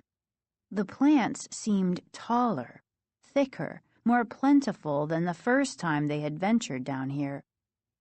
Long, sinewy tendrils drooped from thick yellow stalks. Broad green and yellow leaves bobbed and trembled, shimmering under the white light.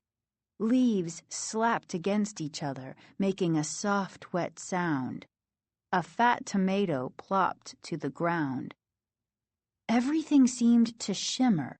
The plants all seemed to quiver expectantly. They weren't standing still. They seemed to be reaching up, reaching out, quaking with energy as they grew. Long brown tendrils snaked along the dirt, wrapping themselves around other plants, around each other. A bushy fern had grown to the ceiling, curved, and started its way back down again. "Wow!" Casey cried, impressed with this trembling, glistening jungle. "Are all these plants really brand new?" "I guess so," Margaret said softly. "They look prehistoric." They heard breathing sounds, loud sighing, a low moan coming from the direction of the supply closet against the wall. A tendril suddenly swung out from a long stalk. Margaret pulled Casey back. "Look out! Don't get too close," she warned. "I know," he said sharply, moving away from her. "Don't grab me like that. You scared me." The tendril slid harmlessly to the dirt. "Sorry," she said, squeezing his shoulder affectionately. "It's just, well, you remember last time." "I'll be careful," he said. Margaret shuddered. She heard breathing, steady, quiet breathing. These plants are definitely not normal, she thought. She took a step back, letting her eyes roam over the amazing jungle of slithering, sighing plants. She was still staring at them when she heard Casey's terrified scream. "Help! It's got me! It's got me!" Chapter 14. Margaret uttered a shriek of terror and spun away from the plants to find her brother. "Help!" Casey cried. Gripped with fear, Margaret took a few steps toward Casey, then saw the small gray creature scampering across the floor. She started to laugh. "Casey, it's a squirrel." "What?" His voice was several octaves higher than normal. It grabbed my ankle and—" "Look!" Margaret said, pointing. "It's a squirrel. Look how scared it is. It must have run right into you." "Oh," Casey sighed. The color began to return to his ash-gray face. "I thought it was a plant." "Right, a furry gray plant," Margaret said, shaking her head. Her heart was still thudding in her chest. "You sure gave me a scare, Casey." The squirrel stopped several yards away, turned, stood up on its hind legs, and stared back at them, quivering all over. "How did a squirrel get down here?" Casey demanded, his voice still shaky. Margaret shrugged. "Squirrels are always getting in," she said, "and remember that chipmunk we couldn't get rid of?"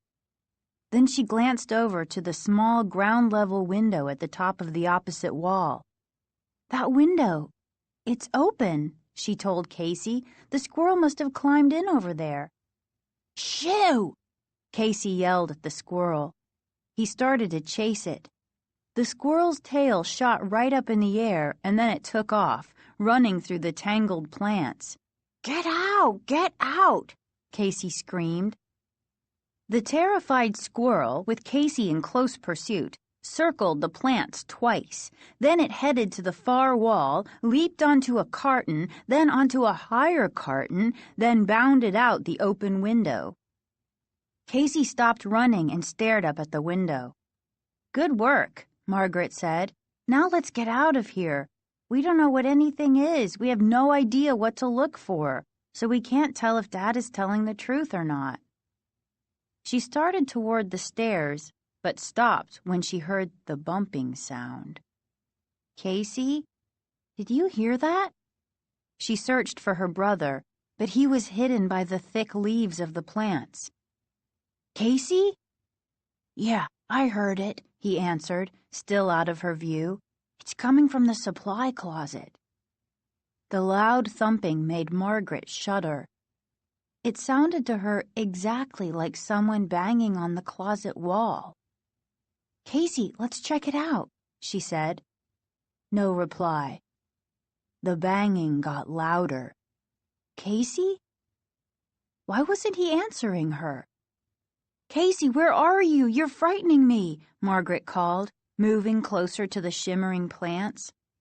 Another tomato plopped to the ground, so near her foot it made her jump. Despite the intense heat, she suddenly felt cold all over. "Casey!"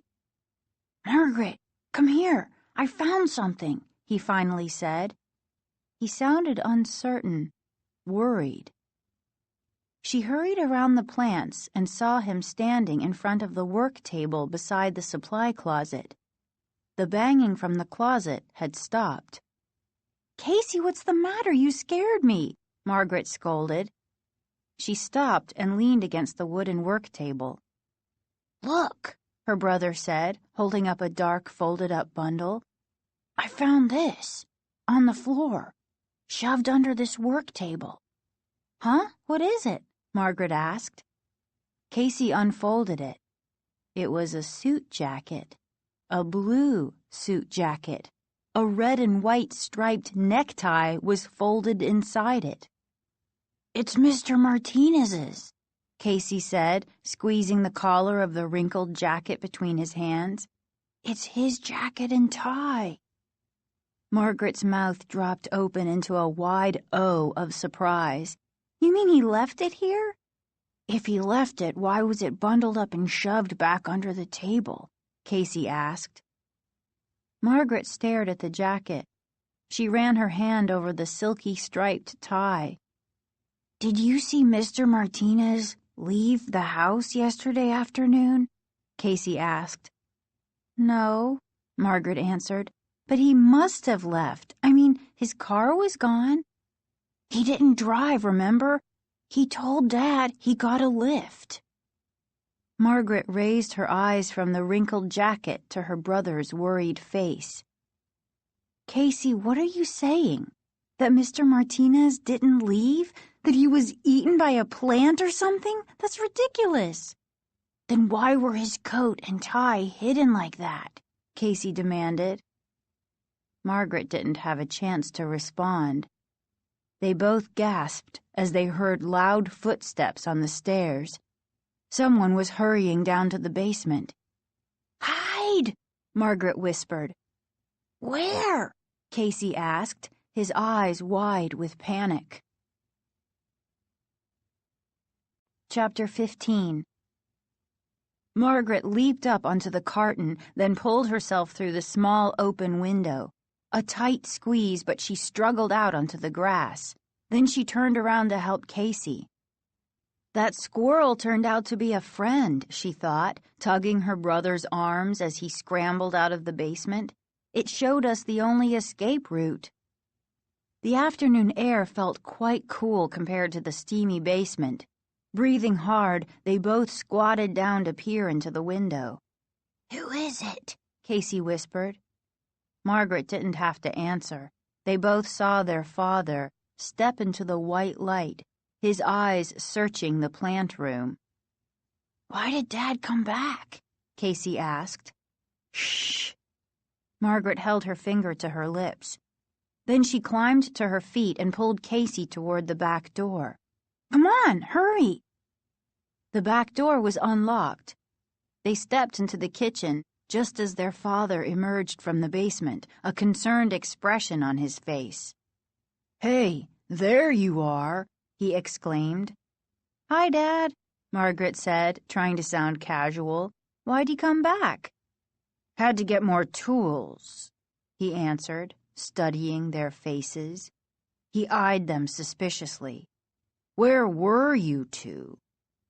"Out in the backyard," Margaret said quickly. "We came in when we heard the back door slam." Dr. Brewer scowled and shook his head. "You never used to lie to me before," he said.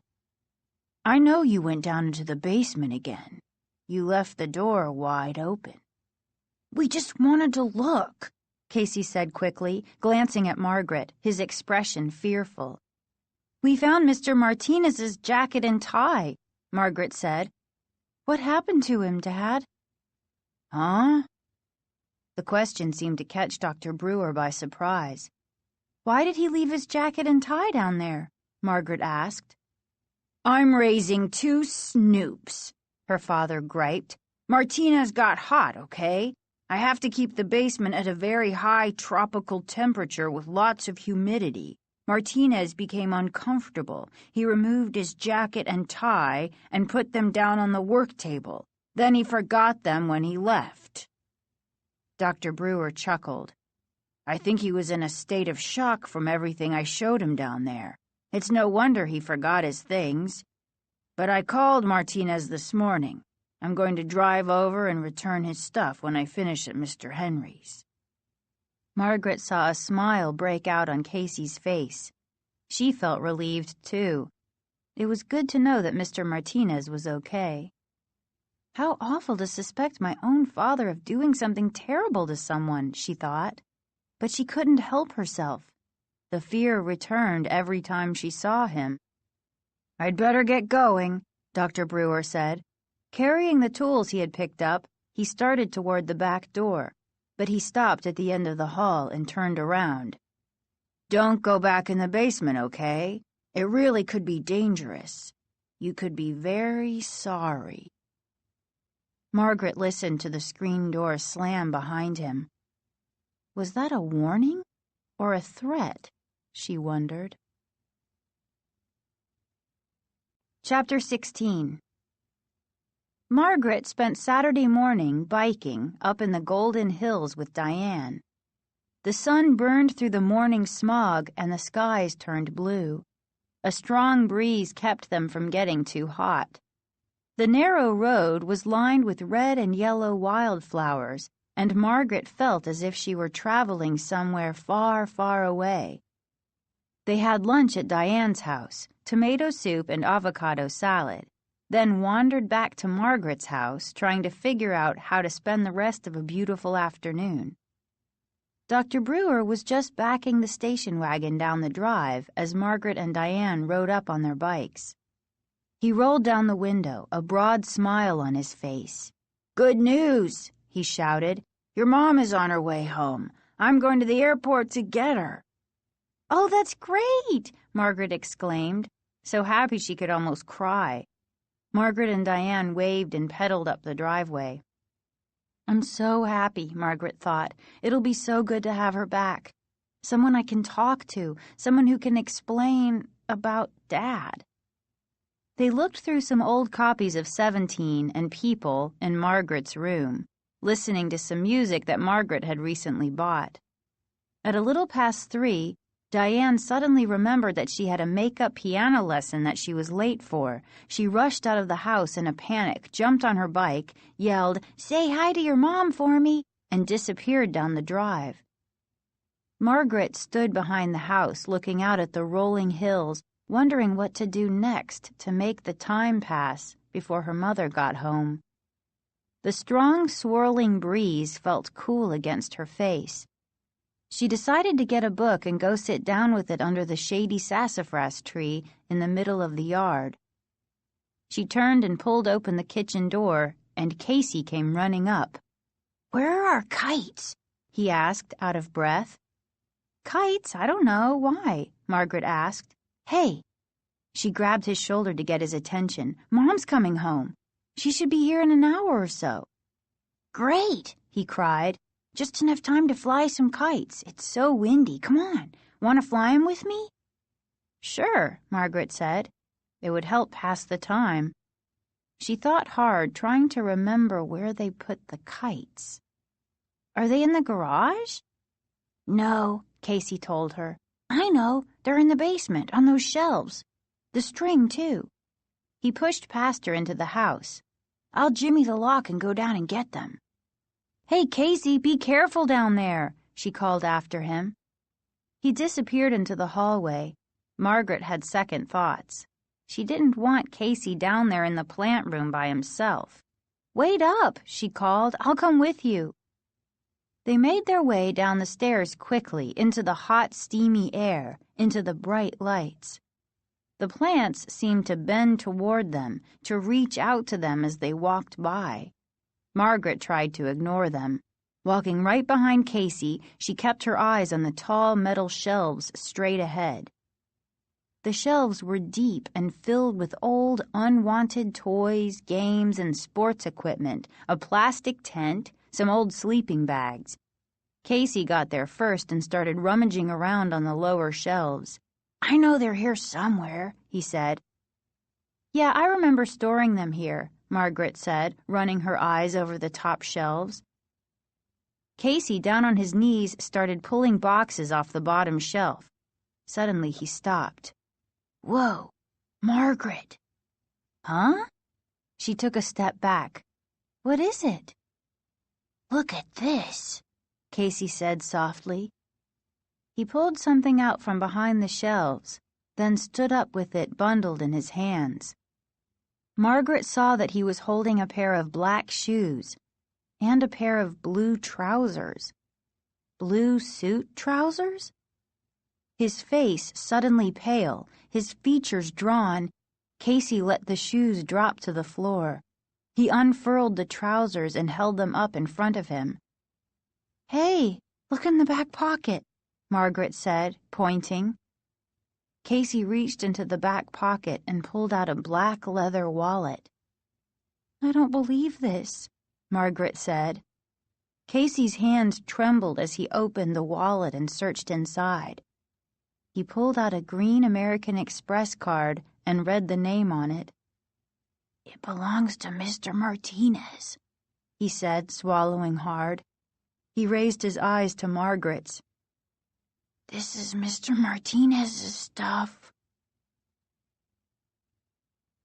Chapter 17. "Dad lied," Casey said, staring in horror at the wallet in his hands. "Mr. Martinez might leave without his jacket, but he wouldn't leave without his pants and shoes." "But what happened to him?" Margaret asked, feeling sick. Casey slammed the wallet shut. He shook his head sadly but didn't reply. In the center of the room, a plant seemed to groan, the sound startling the two kids. "Dad lied," Casey repeated, staring down at the pants and shoes on the floor. "Dad lied to us." "What are we going to do?" Margaret cried, panic and desperation in her voice. "We've got to tell someone what's happening here, but who?" The plant groaned again. Tendrils snaked along the dirt. Leaves clapped against each other softly, wetly. And then the banging began again in the supply closet next to the shelves. Margaret stared at Casey. "That thumping, what is it?" They both listened to the insistent banging sounds. A low moan issued from the closet, followed by a higher-pitched one, both mournful, both very human-sounding. "I think someone's in there," Margaret exclaimed. "Maybe it's Mr. Martinez," Casey suggested, still gripping the wallet tightly in his hand. Thud, thud, thud. "Do you think we should open the closet?" Casey asked timidly. A plant groaned as if answering. "Yes, I think we should," Margaret replied, suddenly cold all over. "If it's Mr. Martinez in there, we've got to let him out." Casey set the wallet down on the shelf. Then they moved quickly to the supply closet. Across from them, the plants seemed to shift and move as the two kids did. They heard breathing sounds, another groan, scurrying noises. Leaves bristled on their stalks. Tendrils drooped and slid. "Hey, look!" Casey cried. "I see," Margaret said. The closet door wasn't just locked. A 2x4 had been nailed over it. Thud, thud, thud, thud, thud. "There's someone in there! I know it!" Margaret cried. "I'll get the hammer," Casey said. Keeping close to the wall and as far away from the plants as he could, he edged his way toward the work table. A few seconds later, he returned with a claw hammer. Thud, thud. Working together, they pried the 2x4 off the door. It clattered noisily to the floor. The banging from inside the supply closet grew louder, more insistent. "Now what do we do about the lock?" Margaret asked, staring at it. Casey scratched his head. They both had perspiration dripping down their faces. The steamy, hot air made it hard to catch their breaths. "I don't know how to unlock it," Casey said, stumped. "What if we tried to pry the door off the way we pulled off the 2x4? Margaret asked. Thud, thud, thud. Casey shrugged. "I don't know. Let's try." Working the claw of the hammer into the narrow crack, they tried prying the door on the side of the lock. When it wouldn't budge, they moved to the hinged side of the door and tried there. "It's not moving," Casey said, mopping his forehead with his arm. "Keep trying," Margaret said. "Here, let's both push it." Digging the claw in just above the lower hinge, they both pushed the handle of the hammer with all their strength. It moved a little," Margaret said, breathing hard. They kept at it.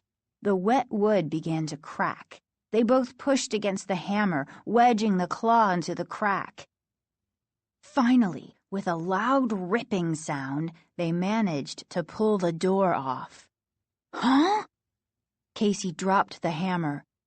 They both squinted into the dark closet and screamed in horror when they saw what was inside.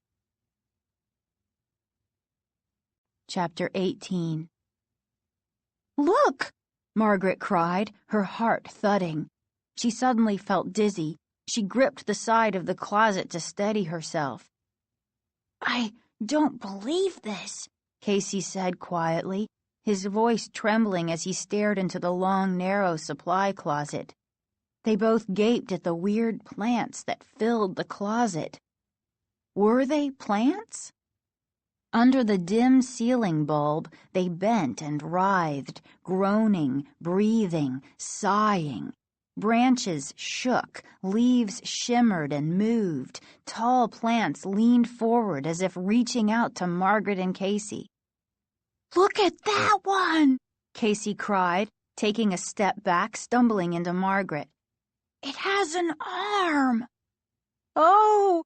Margaret followed Casey's stare. Casey was right. The tall, leafy plant appeared to have a green human arm descending from its stalk. Margaret's eyes darted around the closet. To her horror, she realized that several plants seemed to have human features. Green arms, a yellow hand with 3 fingers poking from it, 2 stumpy legs where the stem should be. She and her brother both cried out when they saw the plant with the face. Inside a cluster of broad leaves, there appeared to grow a round green tomato. But the tomato had a human-shaped nose and an open mouth, from which it repeatedly uttered the most mournful sighs and groans. Another plant, a short plant with clusters of broad oval leaves, had 2 green, nearly human faces partly hidden by the leaves, both wailing through open mouths. "Let's get out of here!" Casey cried, grabbing Margaret's hand in fear and tugging her away from the closet. "This is gross!" The plants moaned and sighed. Green, fingerless hands reached out to Margaret and Casey. A yellow, sick-looking plant near the wall made choking sounds. A tall, flowering plant staggered toward them, thin, tendril-like arms outstretched. "Wait!" Margaret cried, pulling her hand out of Casey's. She spotted something on the closet floor behind the moaning, shifting plants. "Casey! What's that?" she asked, pointing. She struggled to focus her eyes in the dim light of the closet. On the floor behind the plants, near the shelves on the back wall, were 2 human feet. Margaret stepped cautiously into the closet. The feet, she saw, were attached to legs. "Margaret, let's go!" Casey pleaded. "No, look. There's someone back there," Margaret said, staring hard. "Huh? A person, not a plant," Margaret said. She took another step. A soft green arm brushed against her side. "Margaret, what are you doing?" Casey asked, his voice high and frightened. "I have to see who it is," Margaret said. She took a deep breath and held it. Then, ignoring the moans, the sighs, the green arms reaching out to her, the hideous green tomato faces, she plunged through the plants to the back of the closet. "Dad!" she cried. Her father was lying on the floor, his hands and feet tied tightly with plant tendrils, his mouth gagged by a wide strip of elastic tape. "Margaret!" Casey was beside her. He lowered his eyes to the floor. "Oh, no!" Their father stared up at them, pleading with his eyes. "Mm-hmm," he cried, struggling to talk through the gag. Margaret dived to the floor and started to untie him. "No, stop!" Casey cried and pulled her back by the shoulders. "Casey, let go of me! What's wrong with you?" Margaret cried angrily. "It's Dad! It can't be Dad!" Casey said, still holding her by the shoulders. "Dad is at the airport, remember?" Behind them, the plants seemed to be moaning in unison, a terrifying chorus. A tall plant fell over and rolled toward the open closet door. "Mm-hmm," their father continued to plead, struggling at the tendrils that imprisoned him. "I've got to untie him," Margaret told her brother. "Let go of me." "No," Casey insisted. "Margaret, look at his head." Margaret turned her eyes to her father's head. He was bareheaded, no Dodger's cap. He had tufts of green leaves growing where his hair should be. "We've already seen that," Margaret snapped. "It's a side effect, remember?" She reached down to pull at her father's restraints. "No, don't," Casey insisted. Okay, Margaret said. "I'll just pull the tape off his mouth. I won't untie him." She reached down and tugged at the elastic tape until she managed to get it off. "Kids, I'm so glad to see you," Dr. Brewer said. "Quick, untie me." "How did you get in here?" Casey demanded, standing above him, hands on his hips, staring down at him suspiciously. "We saw you leave for the airport." "That wasn't me," Dr. Brewer said. "I've been locked in here for days." "Huh?" Casey cried. "But we saw you," Margaret started. "It wasn't me. It's a plant," Dr. Brewer said. "It's a plant copy of me." "Dad?" Casey said. "Please, there's no time to explain," their father said urgently, raising his leaf-covered head to look quickly toward the closet doorway. "Just untie me, quick." "The father we've been living with? He's a plant?" Margaret cried, swallowing hard. "Yes, please, untie me." Margaret reached for the tendrils. "No," Casey insisted. "How do we know you're telling the truth?" "I'll explain everything, I promise," he pleaded. "Hurry, our lives are at stake. Mr. Martinez is in here too." Startled, Margaret turned her eyes to the far wall. Sure enough, Mr. Martinez also lay on the floor, bound and gagged. "Let me out, please," her father cried. Margaret couldn't stand it anymore. "I'm untying him," she told Casey, and bent down to start grappling with the tendrils. Her father sighed gratefully. Casey bent down and reluctantly began working at the tendrils too. Finally, they had loosened them enough so their father could slip out. He climbed to his feet slowly, stretching his arms, moving his legs, bending his knees.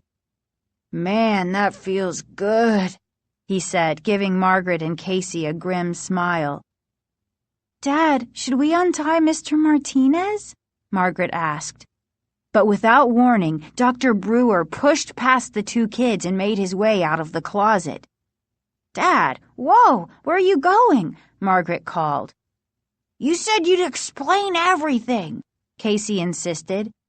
He and his sister ran through the moaning plants, following their father. I will. Breathing hard, Dr. Brewer strode quickly to the woodpile against the far wall. Margaret and Casey both gasped as he picked up an axe. He spun around to face them, holding the thick axe handle with both hands, his face frozen with determination. He started toward them. Dad, what are you doing? Margaret cried. Chapter 19.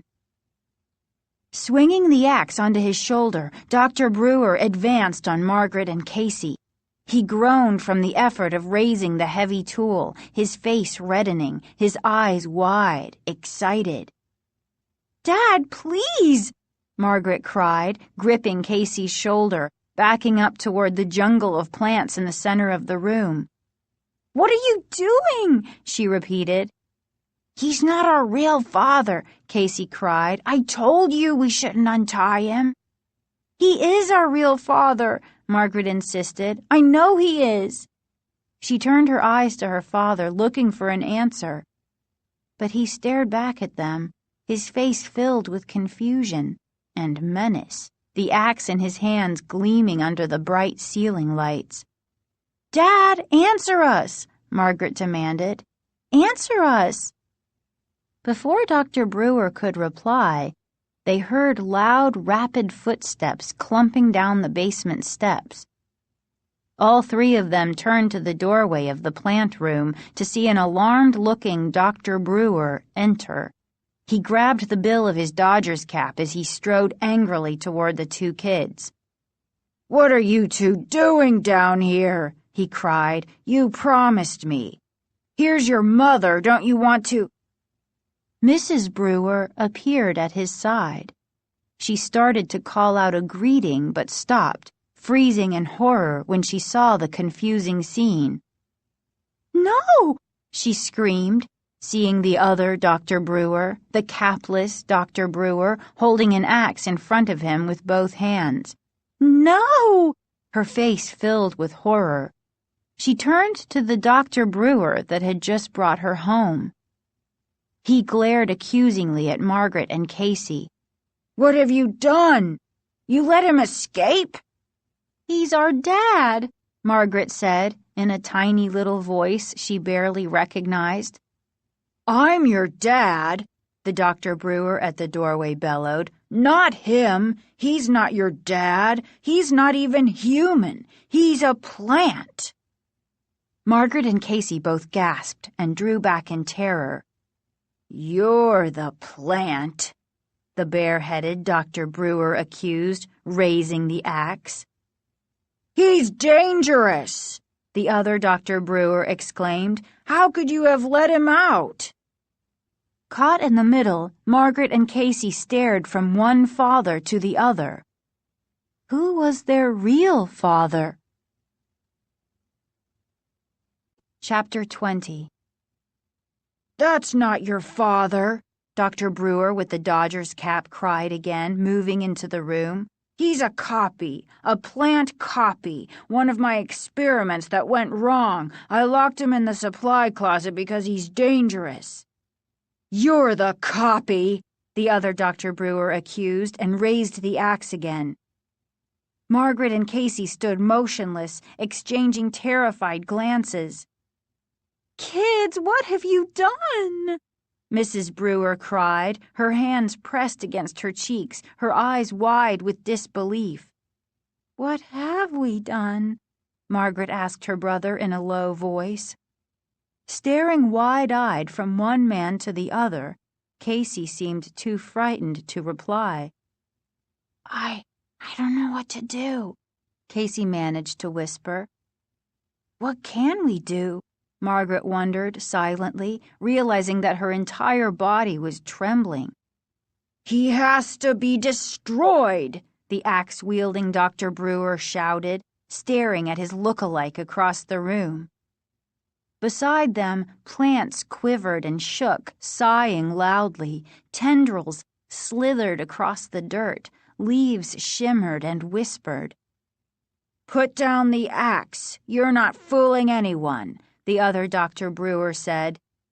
"You have to be destroyed," Dr. Brewer with no cap repeated, his eyes wild, his face scarlet, moving closer, the axe gleaming as if electrified under the white light.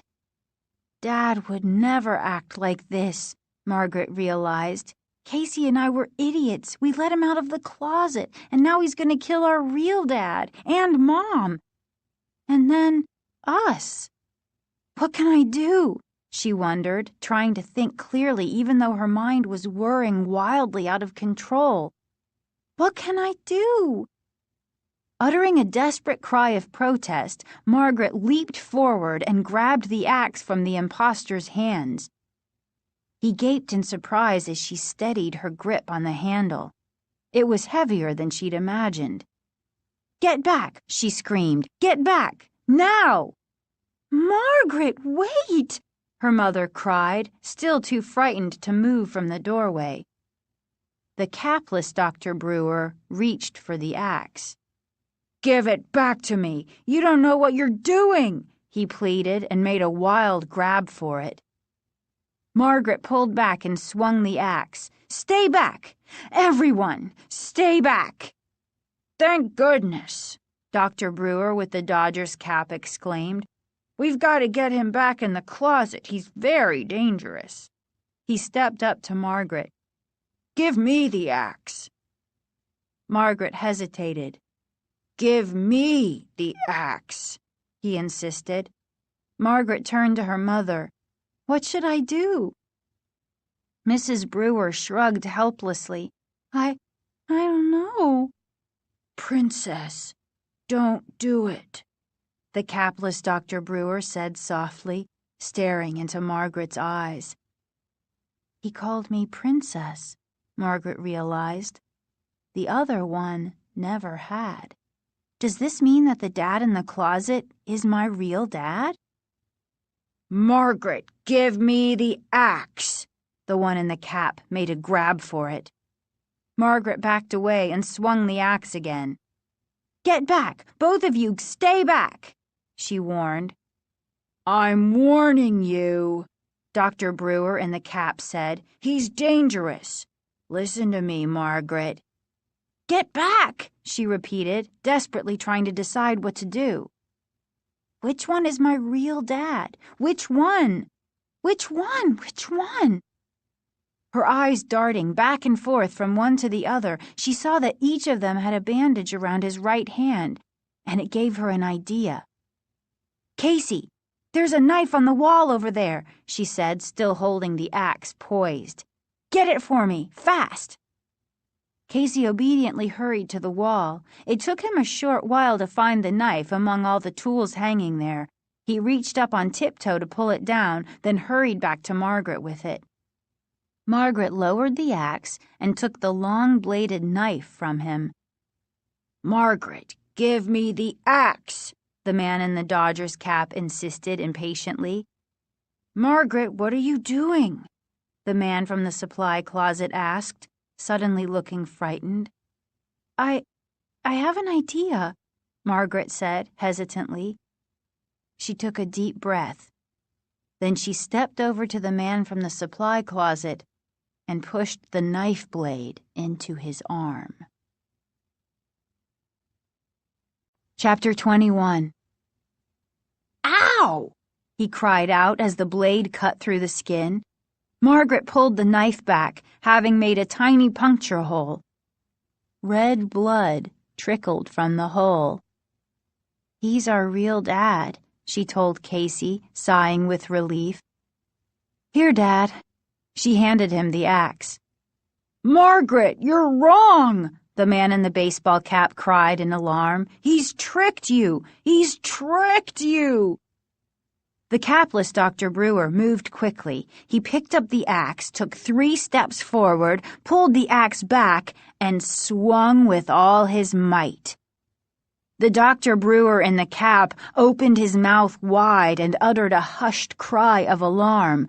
The cry was choked off as the axe cut easily through his body, slicing him in 2. A thick green liquid oozed from the wound, and as the man fell, his mouth locking open in disbelief and horror, Margaret could see that his body was actually a stem. He had no bones, no human organs. The body thudded to the floor. Green liquid puddled around it. "Princess, we're okay!" Dr. Brewer cried, flinging the axe aside. "You guessed right." "It wasn't a guess," Margaret said, sinking into his arms. "I remembered the green blood. I saw it, late at night. One of you was in the bathroom bleeding green blood. I knew my real dad would have red blood." "We're okay," Mrs. Brewer cried, rushing into her husband's arms. "We're okay. We're all okay." All 4 of them rushed together in an emotional family hug. "One more thing we have to do," their father said, his arms around the 2 kids. "Let's get Mr. Martinez out of the closet." By dinner time, things had almost returned to normal. They had finally managed to welcome their mother home and tried to explain to her all that had happened in her absence. Mr. Martinez had been rescued from the supply closet, not too much the worse for wear. He and Dr. Brewer had had a long discussion about what had happened and about Dr. Brewer's work. He expressed total bewilderment as to what Dr. Brewer had accomplished, but he knew enough to realize that it was historic. "Perhaps you need the structured environment the lab on campus offers. I'll talk to the board members about getting you back on staff," Mr. Martinez said. It was his way of inviting their father back to work. After Mr. Martinez was driven home, Dr. Brewer disappeared into the basement for about an hour. He returned grim-faced and exhausted. "I destroyed most of the plants," he explained, sinking into an armchair. "I had to. They were suffering. Later I'll destroy the rest." "Every single plant?" Mrs. Brewer asked. "Well, there are a few normal ones that I can plant out back in the garden," he replied. He shook his head sadly. "Only a few." At dinner, he finally had the strength to explain to Margaret, Casey, and Mrs. Brewer what had happened down in the basement. "I was working on a super plant," he said, "trying to electronically make a new plant using DNA elements from other plants. Then I accidentally cut my hand on a slide. I didn't realize it, but some of my blood got mixed in with the plant molecules I was using. When I turned on the machine, my molecules got mixed in with plant molecules, and I ended up with something that was part human, part plant." "That's gross," Casey exclaimed, dropping a fork full of mashed potatoes. "Well, I'm a scientist," Dr. Brewer replied. "So I didn't think it was gross. I thought it was pretty exciting. I mean, here I was, inventing an entirely new kind of creature." "Those plants with faces?" Margaret started. Her father nodded. "Yes, those were things I made by inserting human materials into plant materials. I kept putting them in the supply closet. I got carried away. I didn't know how far I could go, how human I could make the plants. I could see that my creations were unhappy, suffering, but I couldn't stop. It was too exciting." He took a long drink of water from his glass. "You didn't tell me any of this," Mrs. Brewer said, shaking her head. "I couldn't," he said. "I couldn't tell anyone. I was too involved. Then one day I went too far. I created a plant that was an exact copy of me in almost every way. He looked like me, he sounded like me. and he had my brain, my mind. But he still acted like a plant in some ways, Margaret said. He ate plant food, and he wasn't perfect, Dr. Brewer said, leaning forward over the dinner table, talking in a low, serious voice. He had flaws, but he was strong enough and smart enough to overpower me, to lock me in the closet, to take my place, and to continue my experiments.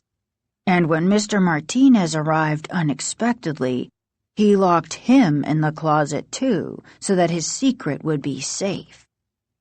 Was the head full of leaves one of the flaws? Casey asked. Dr. Brewer nodded. Yes, he was almost a perfect clone of me, almost a perfect human, but not quite. But, Dad, Margaret said, pointing, you have leaves on your head too. He reached up and pulled one off. I know, he said, making a disgusted face. That's really gross, huh? Everyone agreed. Well, when I cut my hand, some of the plant materials mixed with my blood got into my system, he explained, and then I turned on the machine. The machine created a strong chemical reaction between the plant materials and my blood. Then my hair fell out overnight, and the leaves immediately started to sprout. Don't worry, guys, the leaves are falling out already. I think my hair will grow back. Margaret and Casey cheered. I guess things will return to normal around here, Mrs. Brewer said, smiling at her husband.